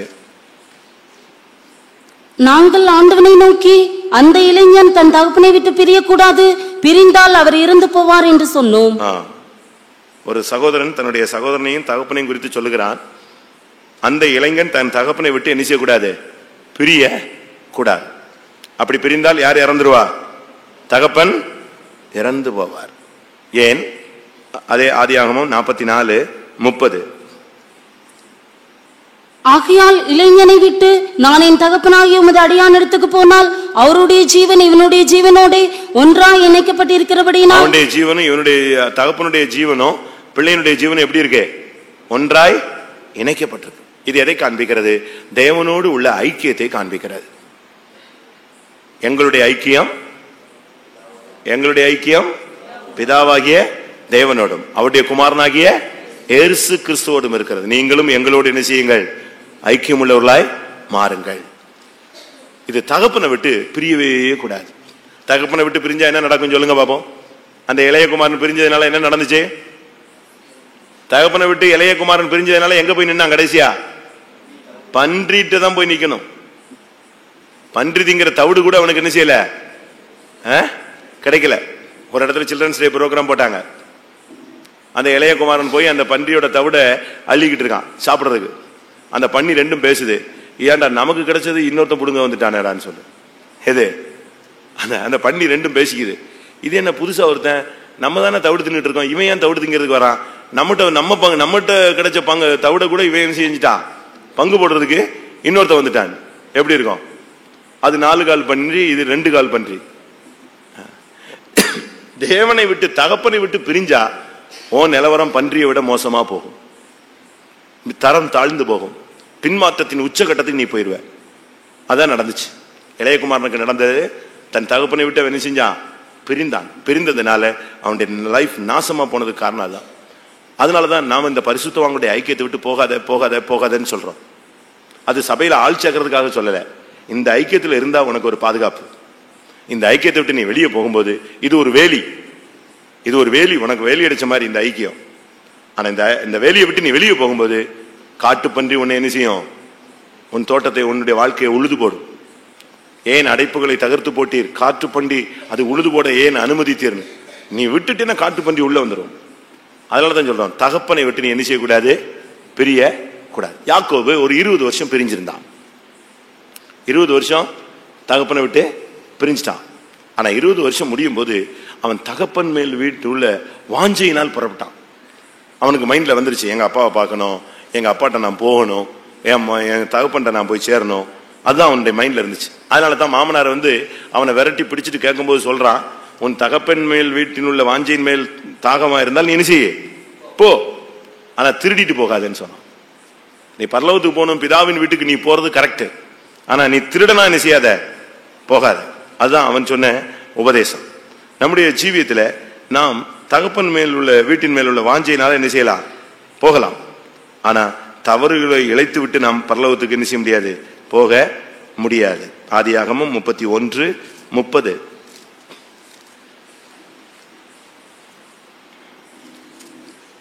இப்பொழுதும் உன் தகப்பனுடைய வீட்டின் மேல் உள்ள வாஞ்சையினால் நீ புறப்பட்டு போகிறதானால் போகலாம். நீ போ. தகப்பன் மேல் வீட்டில் உள்ள உனக்கு வாஞ்சையில நீ போகலாம். ஒருவேளை நீங்க தேவனை விட்டு பிதா ஐக்கியத்தை விட்டு சமாதானத்தை விட்டு நீங்க ஆண்டவருடைய ஐக்கியத்தை விட்டு தெய்வீக சமூகத்தை விட்டு நீங்க பிரிஞ்சு போயிருக்கலாம். ஆனா இனிமேல் இன்றைக்கு நீங்கள் திரும்பி வர வேண்டிய ஒரு காலகட்டம். தகப்பனை விட்டு நாம் பிரியக்கூடாது. ஒன்று, ஆசரிப்பு கூடாரத்தை விட்டு பிரியக்கூடாது. இரண்டாவது, கிறிஸ்துவின் அன்பை விட்டு பிரியக்கூடாது. மூன்றாவது, நீங்க டைரியில் எழுத வேண்டியதே இல்லை, அப்படியே பசுமரத்தை ஆணி போல ஹார்ட்ல நச்சுன்னு அடிச்சு வச்சிடணும். நாளை கழிச்சு காலையில் கேட்டாலும் சரி, என்னது டைரி எடுத்து வரேன்னு சொல்லிட்டு இந்த ஏட்டு சுரக்கா மாதிரி தேடிட்டு அலையக்கூடாது. சோத்திரம் அப்படி இருக்கணும் உள்ள. ஒன்று, ஆசரிப்பு கூடாரத்தை விட்டு பிரியக்கூடாது, தேவ சமூகத்தை விட்டு பிரியக்கூடாது. இரண்டாவது, கிறிஸ்துவின் அன்பை விட்டு பிரியக்கூடாது. மூன்றாவது, தேவனுக்கு பிரியமான காரியங்களை விட்டு நகமையை விட்டு என்ன செய்யக்கூடாது? பிரியக்கூடாது. நான்காவது, குடும்பத்தை விட்டு என்ன செய்யக்கூடாது? பிரியக்கூடாது. ஐந்தாவது, நியாயப்புறமான உன் வாயை விட்டு என்ன செய்யக்கூடாது? பிரியக்கூடாது. ஆறாவது, தகப்பனை விட்டு ஐக்கியத்தை விட்டு என்ன செய்யக்கூடாது? பிரியக்கூடாது. அடுத்து, சில காரியங்களை விட்டு நீ பிரிந்தால் என்ன சம்பவிக்கும்? அதுக்கு ஒரு சின்ன பாயிண்ட் உங்களுக்கு கொடுக்குறேன். பிரிவின் நோக்கம் என்ன?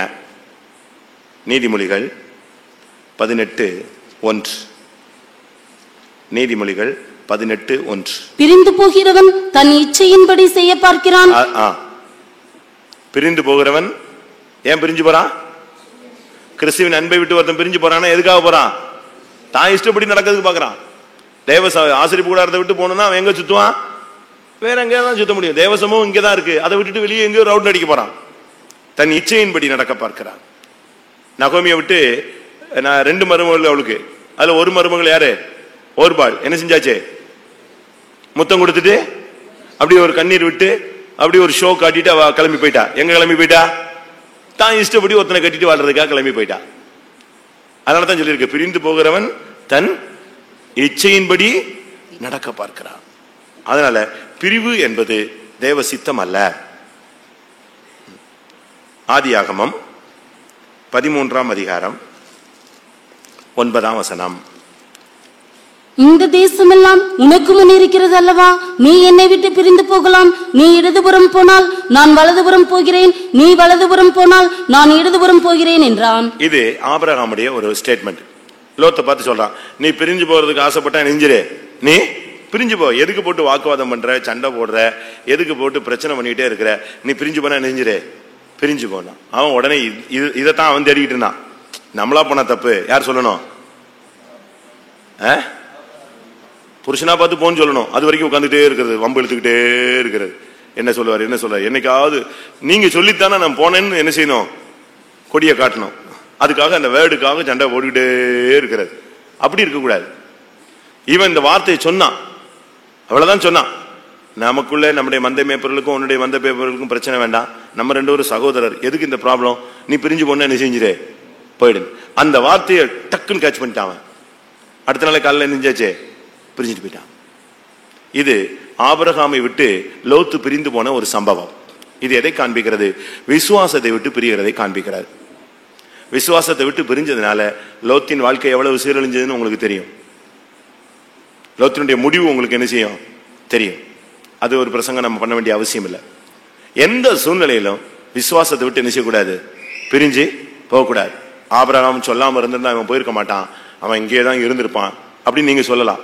இயேசுவே ஒரு இடத்துல சொன்னாரு, நீங்களும் போய்விட மனதா இருந்தால் என்ன செய்யுங்க, போங்கன்னு சொன்னாரு. யாரை பார்த்து? சீசர்களை பார்த்து சொன்னார். அவருக்கு 12 சீசர்கள் ஒரு குரூப் இருந்துச்சு, 70 சீசர்கள் ஒரு குரூப் இருந்துச்சு. யோவான் 6ஆம் அதிகாரத்துல உபதேசம் டஃப் ஆன உடனே இது கடினமான உபதேசம், யார் இதை ஃபாலோ பண்ண முடியும்னு சொல்லிட்டு ஒரு கூட்டத்தார் அதிலிருந்து அவரை பின்பற்றுவதை விட்டு விலகி போனார்கள், பிரிந்து போனார்கள். அப்பதான் ஆண்டவர் சொன்னாரு, சீசர்ல பார்த்து 12 பேரை பார்த்து சொன்னாரு, நீங்களும் போயிட மனதா இருந்தா நெஞ்சிரு, போயிடு. நான் இன்னொரு 12 பேரை கூட தெரிஞ்சுக்குவேன். நீ கடைசி நேரத்தில் என்னைய கவுத்தி விட்டு போறதை விட இப்பவுமே என்ன செஞ்சிரு, போறதா இருந்தா போன்னு சொன்னார். ஆனா அவங்க என்ன செய்யல? பேதுரு சொன்னா, நித்திய ஜீவ வசனங்கள் உம்மிடத்தில் உண்டே, நாங்கள் எங்கே போவோம் ஆண்டவரேன்னு சொன்னான். அப்ப நமக்கு பிரியறதுக்கு வாய்ப்பு கிடைக்கும். ஆனா நீங்க என்ன செய்யக்கூடாது, பிரிஞ்சு போக கூடாது. இங்க பாருங்க, ஆபிரகாமை விட்டு பிரியறதுக்கு லோத்துக்கு ஒரு வாய்ப்பு கிடைச்சது. அடுத்த செகண்ட் அவன் கண்ணை திறந்தான், சோதம் எப்படி தெரிஞ்சிருச்சு, போர்டு மாறிடுச்சு. அது வரைக்கும் சோதம் அப்படிங்கிற போர்டு இருந்துச்சு. இவன் பிரிஞ்சு போனா பிரிஞ்சு போன்னு சொன்ன உடனே அப்படி கண்ணை திருப்பி பார்த்தான். தன் கண்களை ஏறெடுத்து பார்த்த பொழுது சோதோமுடைய போர்டு மாறி எப்படி வந்துருச்சு, ஏதேன் வந்துருச்சு. நீ விசுவாசத்தை விட்டினா இந்த உலகம் உனக்கு ஒரு பெரிய ஆசீர்வாதம் போல தென்படும். ஆனா முடிவு என்னது, உன்னுடைய வாழ்க்கை அவ்வளவுதான்.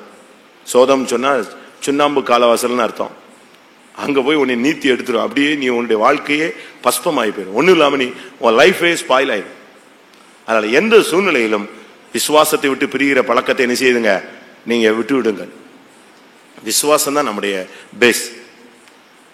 நம்முடைய பேஸை நம்ம நிக்கிறதே எதுலதான் நிக்கிறோம், விசுவாசித்தேன் நான் அப்படினால் நான் என்ன செய்கிறேன், பேசுகிறேன். விசுவாசியாது இருந்தால் நான் கெட்டு போயிருப்பேன். அதனாலதான் நான் சொல்றேன், எந்த சூழ்நிலையிலையும் ஆபிரகாமை விட்டு விசுவாசத்தை விட்டு நாம் பிரிய கூடாது. இரண்டாவதாக ஆதியாகமம் 36:6. ஆதியாகமம் 36ஆம் அதிகாரம் 6ஆம் வசனம். ஈசா தன் மனைவிகளையும் தன் குமாரரையும் தன் குமார்த்திகளையும் தன் வீட்டில் உள்ள யாவரையும் தன் ஆடு மாடுகளையும் மற்ற ஜீவ ஜந்துக்கள் யாவையும் தான் கானான் தேசத்தில் சம்பாதித்த ஆஸ்தி முழுவதையும் சேர்த்துக்கொண்டு தன் சகோதரனாகிய யாக்கோபை விட்டு பிரிந்து வேறே தேசத்துக்கு போனான். எங்க போயிட்டான்? இது யாரு? ஏசா. ஏசா தன்னுடைய மனைவி, பிள்ளைகள், தன்னுடைய ஆடு மாடு, கானான் தேசத்துல சம்பாதிச்சது எல்லாத்தையும் எடுத்துக்கொண்டு இப்ப ஏசாவும் யாக்கோபும் ஜாயின் பண்ணிட்டாங்க. 20 வருஷம் கழிச்சு வந்து இவங்க 2 பேரும் ஒப்புரவாயிட்டாங்க. இப்ப ஒப்புரவாயிட்ட பிறகு சும்மா இருக்கலாம்ல. 20 வருஷத்துக்கு முன்னால பகை இருந்துச்சு. 20 வருஷம் கழிச்சு 2 பேரும் வந்து என்ன செஞ்சாச்சு, ஒப்புரவாயாச்சு. ஒப்புரவாயிட்ட பிறகு சும்மா இருக்கலாம்ல, ரெண்டு பேரும் சேர்ந்து இருக்கலாம்ல. இப்ப யாரு பிரியுதா? ஏசா கிளம்புறான், மெல்ல கிளம்புறான். தன்னுடைய மனைவி பிள்ளைகள் தனக்குள்ள ஆஸ்திகள் எல்லாம் எடுத்துக்கிட்டு அவன் யாரை விட்டு பிரிந்தான்? யாக்கோபை விட்டு பிரிந்து அடுத்த தேசத்துக்கு போய்விட்டான். யாக்கோபு என்று சொன்னால் ஜெப வீரன், மனுஷனோடும் தேவனோடும் போராடி மேற்கொண்டவன். அதனாலதான் அவனுக்கு இஸ்ரவேல் என்று நிச்சயிக்கப்பட்டது பெயர் வைத்து. எந்த சூழ்நிலையிலும் நீங்க ஜெப வாழ்க்கையை விடவே கூடாது. பலவீனம் வரும், வியாதி வரும், நேரம் கிடைக்காது, போராட்டம் வரும், பிஸியாகி பிசாசு உன்னை மாற்றுவான். இதுக்கு மத்தியிலும் நீ தானியேலை போல அந்த தான் செய்து வருகிற அந்த ஜெபத்தை என்ன செய்யக்கூடாது? விட்டு பிரிஞ்சு போகவே கூடாது. அதுதான் நம்முடைய லைஃப்ல ரொம்ப முக்கியமானது. யாக்கோபு தான் வந்துட்டான்ல, 20 வருஷம் கழிச்சு உனக்கு திரும்பவும் ஒப்புரவாகுதல் நடந்துருச்சு இல்லையா? ஒப்புரவாகுதல் நடந்த பிறகு திருப்பி நீ பிரிவினையை தேடினா என்ன தவறு? அதான் ஏசாவின் ஆவி. சூழ்நிலை மாறினா கூட இவங்க ஜெபிக்க மாட்டாங்க. நாம் இந்த நாட்களில் ஜெப வாழ்க்கையை விடவே கூடாது. அந்த 4 மணி ஜெபம் உருண்டு பிறண்டாவது வந்து விழுந்துடணும். முடியலையா? படுக்கையிலேயே முழங்கால நில்லு. 10 மணி ஜெபம் எப்படியோ வந்து சேர்ந்துரு. நீங்களே ஒரு பிரதிஷ்டை பண்ணிருப்பீங்க. நைட்ல ஜெபிக்கிறேன், காலையில ஜெபிக்கிறேன், முதலாம் ஜாமத்துல ஜெபிக்கிறேன், கை உயர்த்துறேன், உபவாசம் போடுறேன், முழங்கால் போடுறேன், தண்ணி குடிக்க மாட்டேன். இதெல்லாம் உங்களுக்கு தனியா பர்சனலா நீங்க எவ்வளவோ ஜெப முறைகள் வச்சிருக்கீங்க. அதை விட்டு பிரிஞ்சு போகவே கூடாது. பத்திரத்தில் கையெழுத்து வைக்கப்பட்டது என்று அறிந்தும் தானியேல் தான் முன்பு செய்து வந்தபடியே அவன் என்ன செய்தான்? எருசலேமுக்கு நேராக தன்னுடைய பலகணிகளை திறந்து வைத்து என்ன செய்தான்? ஜெபித்தான். அதனால சூழ்நிலை மாறிடுச்சு அப்படின்னு சொல்லிட்டு ஜெபத்தை விட்டு நீங்க பிரிஞ்சு போக கூடாது. நல்லதான், நல்ல சூழ்நிலை அமைஞ்சிருக்கு, நீ சந்தோஷமா இரு, சகோதரனோட ஐக்கியமா இரு, மன்னிச்சுட்டே இல்ல, ஒப்புரவாயிட்டு இல்ல, திருப்பியா நீ பிரிஞ்சு போற? கர்த்தர் உனக்கு சூழ்நிலையை மாற்றி அனுகூலமா கொடுத்தா கூட நீங்க அநேகர் இன்னைக்கு ஜெபத்தை விட்டு பிரிஞ்சு போயிடுறாங்க. தேவ சமூகத்துல போராடுகிற அந்த பழக்கல்ல. அப்படியே ஜெபிச்சாலும் இந்த செத்து போனவன் கையில வெத்தலை பாக்கு கொடுத்த மாதிரி தான் ஜெபிக்கிறான். இந்த பாட்டு பாடினா சாவு பாட்டு மாதிரி இருக்கும். 4 மணி பாட்டு பார்த்துருக்கீங்களா? 4 மணி பாட்டு சாவு பாட்டு மாதிரி இருக்கும் இழுத்து. அப்படி பாடக்கூடாது. நீ பிரியக்கூடாது. நீ அந்த பிரேயர் லைஃப் எல்லாம் அந்த பிரேயர் அப்படியே தோத்திரம் சோத்திரம் சோத்திரம். எதுக்கு தோத்திரம் பண்ணோம்? செத்தவனுக்கும் தோத்திரம், வந்தவன் போனோம், எல்லாத்துக்கும் தோத்திரம் பண்றோம். அதை நீ உற்சாகமா செய்யணும். நீ தேவ சமூகத்தை அந்த ஜெப வாழ்க்கையை விட்டு பிரியவே கூடாது. அப்போஸ்தலர் 15ஆம் அதிகாரம் 38ஆம் வசனம். பவுலோ அவன் பம்பிலியா நாட்டிலே நம்மை விட்டு பிரிந்து நம்மோட கூட ஊழியத்துக்கு வராததினாலே அவனை அழைத்து கொண்டு போகக்கூடாது என்றான். அடுத்த வசனம். இதை பற்றி அவர்களுக்குள்ளே கடும் கோபம் உண்டபடியினால் அவர்கள் ஒருவர் விட்டு பிரிந்தார்கள். இங்கே பவுல் பர்னபா 2 பேரும் ரொம்ப க்ளோஸ் ஆனவங்க. பவுலும் பர்னபாவும் ரொம்ப ஐக்கியமானவங்க. ஆக்சுவலா பவுல் இண்டிபெண்டன்ட் பிரீச்சர். அவன் இந்த அப்போஸ்தல ஐக்கியத்துல கிடையாது. புரியுதா? இஷ்டத்துக்கு சுத்திட்டு ஊழியம் செஞ்சுட்டு இருந்த ஒரு ஆள். இவனை இந்த அப்போஸ்தல ஐக்கியத்துல கொண்டு வந்ததே யாருதான்? பர்னபா தான். இந்த பர்னபா தான். ஏன்னா யாருமே ஏத்துக்கல பவுல.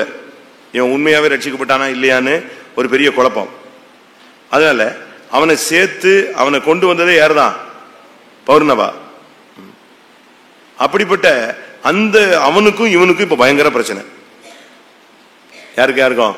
பவுலுக்கும் பர்னபாவுக்கும். அப்போஸ்தலர் 11:25.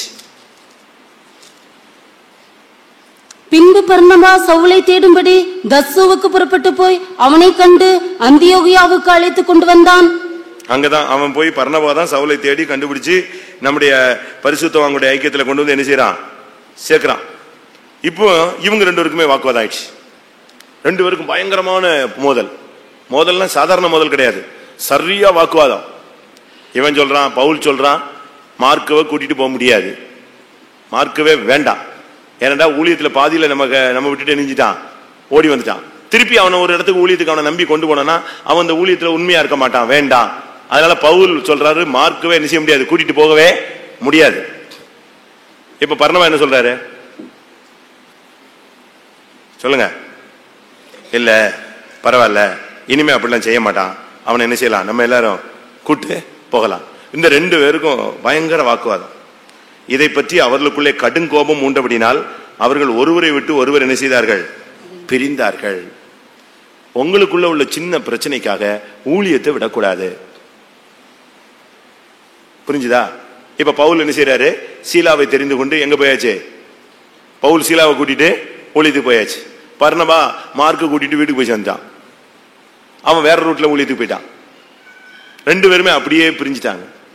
சின்ன பிரச்சனை வரும், மனக்கசப்புகள் வரும். ஆனா நாம செய்ய வேண்டிய ஊழியத்தை நம்ம தான் என்ன செய்யணும்? செய்யணும். அது சுவிசேஷ ஊழியமோ, சண்டே ஸ்கூல் ஊழியமோ, வெளி ஊழியமோ, ஜப ஊழியமோ, உபவாச ஊழியமோ, எந்த காரியமானாலும் ஊழியத்தை விட்டு பிரியவே கூடாது. அது நம்ம மேல விழுந்த கடமை.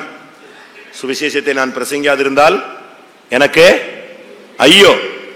சமயம் வாய்ச்சாலும் சரி, சமயம் வாய்க்காவிட்டாலும் சரி, திருவசனத்தை என்ன செய்? பிரசங்கம் பண்ணு. எந்த பிரச்சனை வந்தாலும் உங்க ரெண்டு பேருக்கு சின்ன ஒரு வாக்குவாதம் வருது, உடனே ஊழியம், இன்னைக்கு நான் ஊழியத்துக்கு வரல, இன்னைக்கு நான் ஜபத்துக்கு வரல, இன்னைக்கு நான் கூட்டத்துக்கு வரல, அது சொல்றதுக்கு உனக்கு அந்த அவ்வளவு பெரிய ஆள் நீ கிடையாது. உன் ஊழியத்தை நீ என்ன செய்யணும்? இப்ப குடும்பத்துல ஒரு சண்டை, காலையில ஆபீஸுக்கு போகாம இருக்கிறான். அவன் காலையில எழுந்திரிச்ச உடனே என்ன செய்யறான்? சரி சண்டை போட்டுட்டு சாப்பிடாம கிடந்தா பரவாயில்ல, இரு நானும் சாப்பிடல, இவன் எங்க போயிடறான்? ஆபீஸ் போயிடறான். அதே போல உங்களுக்குள்ள மன வருத்தங்கள், சஞ்சலங்கள், தவிப்புகள், சின்ன சின்ன டேஷிங் வரும். ஆனா இது நிமித்தம் எதை நிறுத்தக்கூடாது? ஊழியத்தை என்ன செய்யக்கூடாது? விட கூடாது. என்ன நடந்துச்சு தெரியுமா? ஏன் பர்னபா மார்க்கை கூட்டிட்டு போகணும்னு சொன்னான்? சொல்லுங்க. பவுல் சொல்றாருல, மகா பிரதான அப்போஸ்தலனும் சற்றும் குறைந்தவன் இல்லை. யாரு? பவுல். இப்ப அந்த பவுல் சொல்றாரு அவன் வேண்டான்னு. இதையும் தாண்டி பர்னபா கூட்டிட்டு தான் போகணுங்கிறான். என்னத்துக்கு? ஊழியத்தின் மேல உள்ள வாஞ்சையா? சொல்லுங்க. நீங்கெல்லாம் பைபிள் ரொம்ப படிச்சிருப்பீங்க, ரொம்ப கேட்டிருப்பீங்க. எவ்வளவோ பிரசங்கம், எத்தனையோ பாம்பாட்டி வினோதமா ஊதிட்டாங்க. அப்படித்தானே?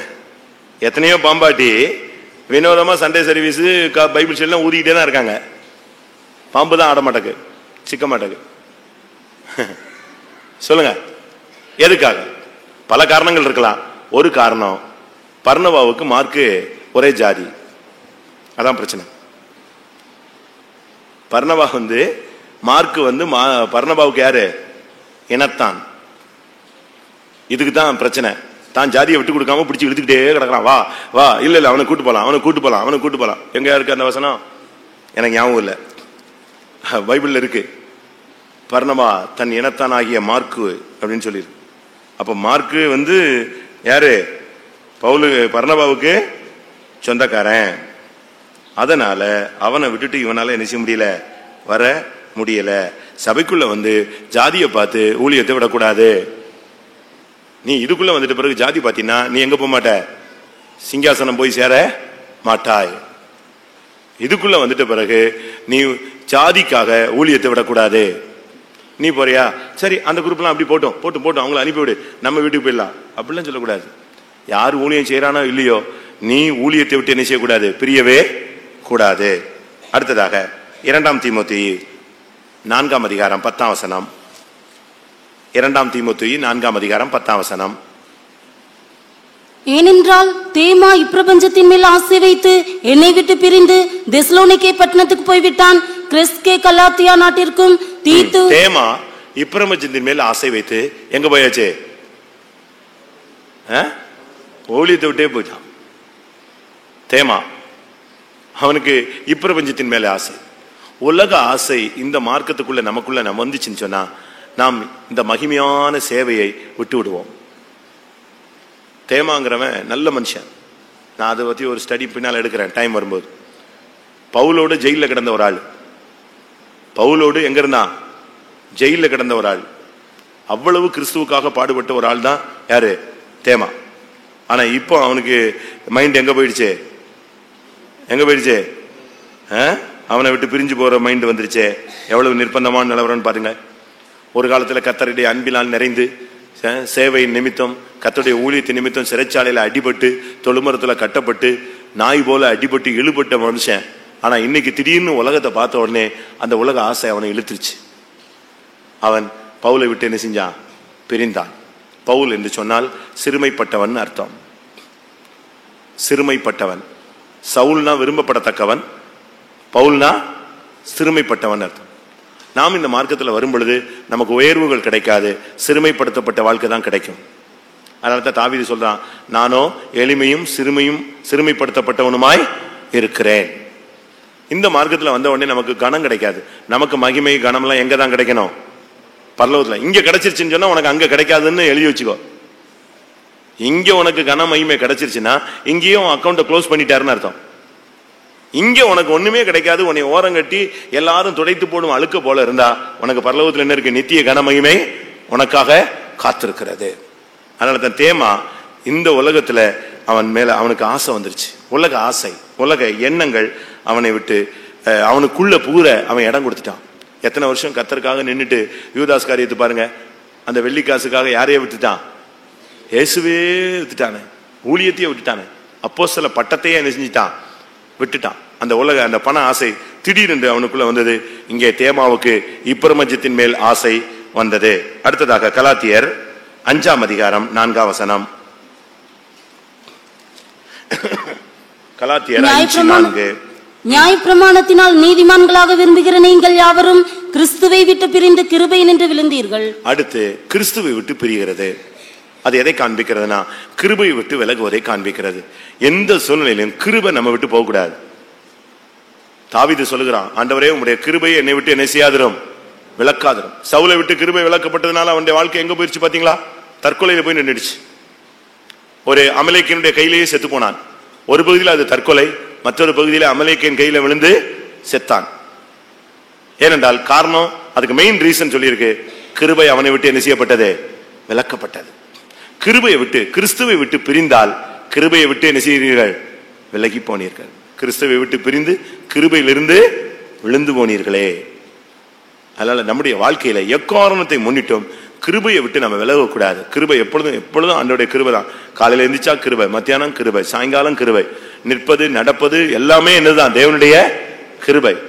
இவ்வளவு பெரிய ஆசீர்வாதமா நல்லா இருக்கீங்களே, ஆண்டவருடைய கிருபை. இவ்வளவு நல்லா ஊழியம் செஞ்சீங்களே, நான் எல்லாரை காட்டிலும் அதிகமாய் பிரயாசப்பட்டேன், நான் அல்ல, அவருடைய கிருபையே அப்படி செய்தது. அதனால எந்த சூழ்நிலையும் பிரியமானவர்களே, கிறிஸ்துவை விட்டு பிரியக்கூடாது, கிருபையிலிருந்து விழவே கூடாது. கடைசியாக பிரியாத ஒரு 6 காரியம், பிரிஞ்ச ஒரு 6 காரியம். கலாத்தியர் 2ஆம் அதிகாரம் 12-13. பேதுரு மாயம் பண்ணினான். சூழ்நிலைகள் மத்தியில நாம கட்சி மாறக்கூடாது. வாசிங்க. எப்படியெனில் யாக்கோபினிடத்திலிருந்து சிலர் வருகிறதற்கு முன்னே அவன் புறஜாதியாருடனே சாப்பிட்டான். அவர்கள் வந்தபோது விருத்த சேதனம் உள்ளவர்களுக்கு பயந்து விலகி பிரிந்தான். அது மாயம் பண்ணுவதை காண்பிக்கிறார். அதாவது விசுவாசிகளை பார்த்த உடனே விசுவாசிகள் போல காண்பிக்கிறது, ஊழியக்காரங்களை பார்த்தா ரொம்ப அப்படியே நடக்கிறது, உலகத்து மனுஷனோட பார்க்கும் பொழுது அவனோட நெஞ்சிருது, உடனே அப்படி மிக்ஸ் ஆயிடுறது. அதாவது விருத்த சேதனம் உள்ளவர்கள், விருத்த சேதனம் இல்லாதவர்கள்ங்கிற 2 பிரச்சனை இருந்துகிட்டே இருந்துச்சு. பவுல் சொல்றாரு, விருத்த சேதனம் தேவையில்லை, கிறிஸ்துவுக்குள்ள வந்துட்ட பிறகு விருத்த சேதனம் ஒன்றுமில்லை, விருத்த சேதனம் இல்லாமலும் ஒன்றுமில்லைன்னு சொல்றாரு. ஆனா யாக்கோபுன்னு ஒரு டீம் இருக்கு. யாக்கோபு டீம் என்னன்னா, இல்ல விருத்த சேதனம் அவசியமாங்க. யாக்கோபு டீம்ங்கிறது கொஞ்சம் வெயிட்டான டீம். அவன் தான் சொல்லுவான், இப்படித்தான் அப்படின்னு சொன்னா அதை எல்லாருமே அக்செப்ட் பண்ணுவாங்க யாக்கோபுக்கு. இதுல என்ன ஆகி போச்சு, ஒரு நாள் யாக்கோபின் கூட்டத்தார் வரல. இப்ப எல்லாருமே யாரு, பவுலுடைய டீம், எல்லாம் விருத்த சேதனம் பண்ணாது, அவங்களோட உட்கார்ந்து சாப்பிட்டு இருந்தாரு பேதுரு. திடீர்னு பார்த்தா யாரு வந்துட்டா, யாக்கோபுடைய கூட்டத்தார் திடீர்னு உள்ள வந்துட்டாங்க. இவனுக்கு என்ன பண்ணுனே தெரியல, அப்படியே பிளேட்டை தூக்கிட்டு அங்க போயிட்டான். இங்க சாப்பிட்டுட்டு இருந்த ஆளு பிளேட்டை தூக்கிட்டு எங்க போயாச்சு, மெல்ல நடந்து அவங்க சைட்ல போய் உட்காந்தான். உடனே பவுல் கூப்பிட்டான், இது தப்பு, ஏன் இவ்வளவு நேரம் இங்க உட்காந்து சாப்பிட்டில்ல, ஏன் அங்க போன, ஏன் கட்சி மாறுற, மாயம் பண்ணாத, நேருக்கு நேர் எதிர்த்தான். அதான் சொல்லியிருக்கு, இவர்களுடைய மாயத்தினால் பர்னபாவும் என்ன செய்தான், எழுப்புண்டார். அதாவது கிறிஸ்துவுக்குள்ள வந்துட்ட பிறகு மாயம் பண்ணாத, இங்க வாழை காட்டுறது, அங்க தலையை காட்டுறது, இல்லாட்ட இங்க தலையை காட்டுறது, அங்க என்ன செய்யறது, உலகத்துல வாழை காட்டுறது, அப்படி வாழாத. இரட்டை வாழ்க்கை வேண்டாம். கிறிஸ்துவுக்குள்ள வந்துட்ட பின்பு நாம் ஸ்திரமான ஒரே வாழ்க்கையை என்ன செய்யணும், வாழணும். அதனாலதான் சொல்லி இருக்கிறது, எந்த சூழ்நிலையிலும் நாம் பிரியக்கூடாது. பிரிந்தால், ஆபிரகாமை விட்டு பிரிந்தால் லோத்து நஷ்டமடைந்தான். யாக்கோபை விட்டு பிரிந்தால் ஏசா ஒன்றுமில்லாமல் போனான். பவுலை விட்டு பிரிந்தான், பர்னபா ஊழியம் சூனியமாய் போய்விட்டது. தேமா இப்பிரபஞ்சத்தின் மேல் ஆசை வைத்து பவுலை விட்டு பிரிந்தான், அவனுடைய வாழ்க்கை உலகத்தில் அழிந்து போனது. கிறிஸ்துவை விட்டு பிரிந்தவர்கள் கிருபையிலிருந்து விழுந்து விட்டார்கள். சூழ்நிலைகளில் மாயம் பண்ணினால் நாம் நம்முடைய தெய்வீகத்தை என்ன செய்வோம்? சாட்சியை இழந்து விடுவோம். எல்லாரும் கண்களை மூடுங்கள். ஒரு 2 நிமிஷம், டைம் அதிகமாயிருச்சு, ஒரு 2 நிமிஷம் இந்த வசனங்களுக்கு நம்ம சமர்ப்பிப்போம். கர்த்தாவே, நான் விசுவாசத்தை விட்டு பிரியக்கூடாது, ஜப வாழ்க்கையை விட்டு பிரியக்கூடாது, ஊழியத்தை விட்டு பிரியக்கூடாது, உலக ஐக்கியத்தில் போய் நான் சிக்கிக்கொள்ளக்கூடாது, கிறிஸ்துவை விட்டு பிரிந்து கிருபையிலிருந்து விழுந்து போகக்கூடாது. எந்த சூழ்நிலையிலும் நான் மாயம் பண்ணி என்னுடைய தெய்வீகத்தை நான் இழந்து விடக்கூடாது. எல்லாரும் வாயை திறந்து ஜெபிங்க பார்க்கலாம். ஆண்டவரே, ஆசரிப்பு கூடாரத்தை விட்டு நான் பிரியக்கூடாது. ஆண்டவரே, கிறிஸ்துவின் அன்பை விட்டு நான் பிரியக்கூடாது. ஹல்லேலூயா. உமக்கு பிரியமுள்ள காரியங்களை விட்டு நான் பிரிந்து போகக்கூடாது. ஆமென். குடும்ப ஐக்கியத்தை விட்டு பிரியக்கூடாது. நியாயப்பிரமாண என் வாயை விட்டு பிரிந்து போகக்கூடாது. எப்பொழுதும் பிதாவின் வீட்டில் உள்ள வாஞ்சையிலேயே நான் வாழ வேண்டும். என் பிதாவின் வீட்டில் அநேக வாசஸ்தலங்கள் உண்டு, அந்த வாசஸ்தலங்களை நம்பியே நான் வாழ வேண்டும். ஹல்லேலூயா. இந்த வசனங்களுக்கு ஒரு 2 நிமிஷம் ஒப்பு கொடுங்க, நம்ம கூட்டத்தை முடிக்கலாம். இந்த வசனத்தினுடைய ஜீவன் உங்களுக்குள்ள வரட்டும். ஷிடாபாலாகா தீடாபானியா ராபாகா ராபாலாகா தீடாபானியா ரேடாபானியா ஷாலாபா தீடிகனாபாகா தீடாபானியா. ஹல்லேலூயா.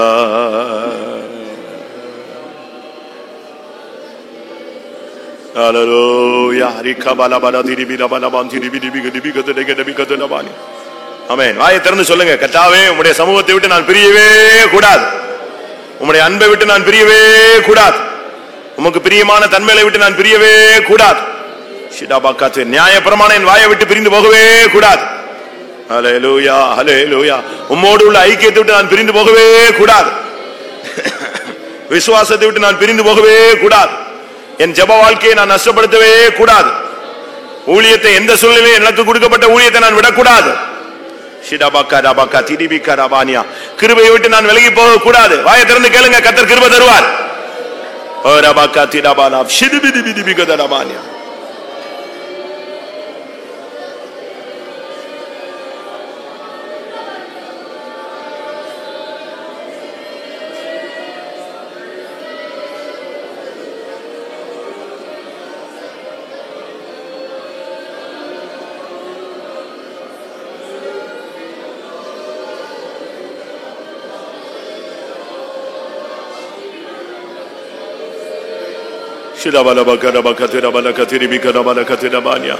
Amen, amen, amen, amen, amen, amen, amen, amen. Hallelujah. யோசுவாவுக்குள்ள இருந்த வல்லமை உங்களுக்குள்ளே வரட்டும் ஆண்டவரே. ஹல்லேலூயா. ஆமென். பிரியமானவர்களே, அந்த வல்லமை, யோசுவாவினுடைய அந்த கிருபையினுடைய வல்லமை, அந்த ஆசரிப்பு கூடாரத்தை விட்டு பிரியாத வாழ்க்கை உங்களுக்கு நமக்கு வரட்டும். சுடாபாலா கதீபினாபாலா தீடாபாலா ரிகாபாலாபா ரிபினாப்துடா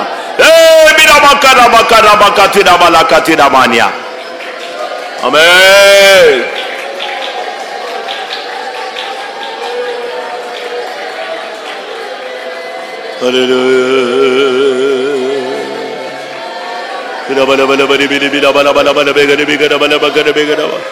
Jesus, Jesus, Jesus. Ori bala bakara bakatira bania. Tira bakara bakatira bala katira bala katira.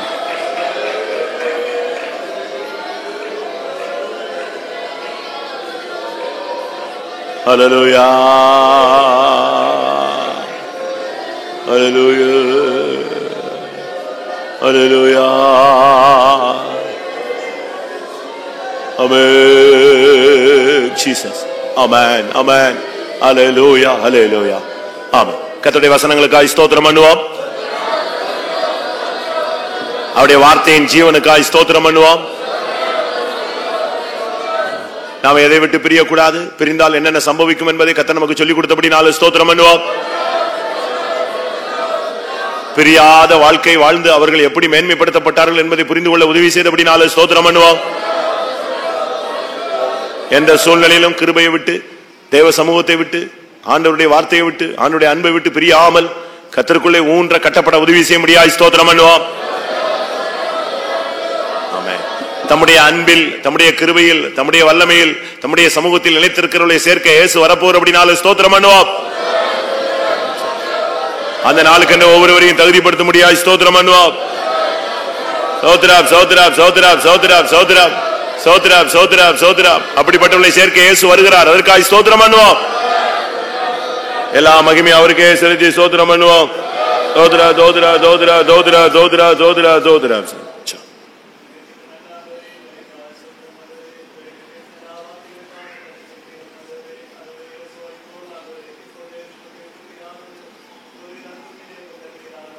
நாட்களில் ஆண்டவரே அநேக தேவ சுமத்தை விட்டு பிரிந்து தங்கள் ஜீவத்தை நஷ்டப்படுத்திக் கொண்டாலும் ஆண்டவரே, இந்த வேலையிலும் ஆண்டவரே நீ சொன்ன இந்த வார்த்தைகளுக்காக நாங்கள் எங்களை ஒப்புக் கொடுக்கிறோம் ஆண்டவரே. ஒரு விஷயங்களை தாழ்த்துகிறோம் ஆண்டவரே. ஆண்டவரே, எந்த காரியத்திலும் அந்த தேவ சுமத்தை விட்டு பிரியக்கூடாது, விசுவாசத்தை விட்டு பிரியக்கூடாது ஆண்டவரே. எப்பொழுது நீ கொடுத்த இந்த ஊழியத்தை விட்டு நாங்கள் பிரியாதபடிக்கு, தேவ அன்பை விட்டு பிரியாதபடிக்கு எல்லா காரியத்திலும் ஆண்டவரே இன்றைக்கு நாங்கள் கேட்ட எல்லா காரியங்களும் எங்கள் ஜீவத்தில் ஆண்டவரே அனுபவமாய் மாற்றிக்கொண்டு ஆண்டவரே, நல்ல நடத்தி விதைக்கப்பட்ட விதையை போல 100 மடங்கு தேவனுக்காய் பலன் கொடுத்து இந்த பூமியில் ஆண்டவரே நல்ல சாட்சியோடு எங்கள் ஜீவத்தை ஓடி முடிக்க நீ கிருபை தருவீராக. கேட்ட சத்தியங்களுக்காக விஷயங்கள் தாழ்த்துகிறோம் ஆண்டவரே. கிருபை நாள் நிறை தருவீராக. எப்பொழுதும் ஆண்டவரே கிருபையை சார்ந்து ஜீவித்த ஆண்டவரே, கிருபை நாள் எங்கள் ஜீவத்தை ஜெயமாய் ஓடி முடித்து தேவனுக்கு பிரியமான சாட்சியா ஜீவிக்க கிருபை தாரும். ஆசீர்வதியும் இயேசு நாமத்தில் ஜெபிக்கிறோம் பிதாவே, ஆமென். நம்முடைய கர்த்தராகிய இயேசு கிறிஸ்துவின் கிருபையும் பிதாவாகிய தேவனுடைய அன்பும் பரிசுத்தாவின் ஐக்கியமும் நம்ம அனைவருடைய சகல பரிசுத்தவான்களோட கர்த்தராகிய இயேசு மகிமையிலே வெளிப்படும் மட்டும் இருப்பதாக. அல்லேலூயா. ஸ்தோத்திரம்.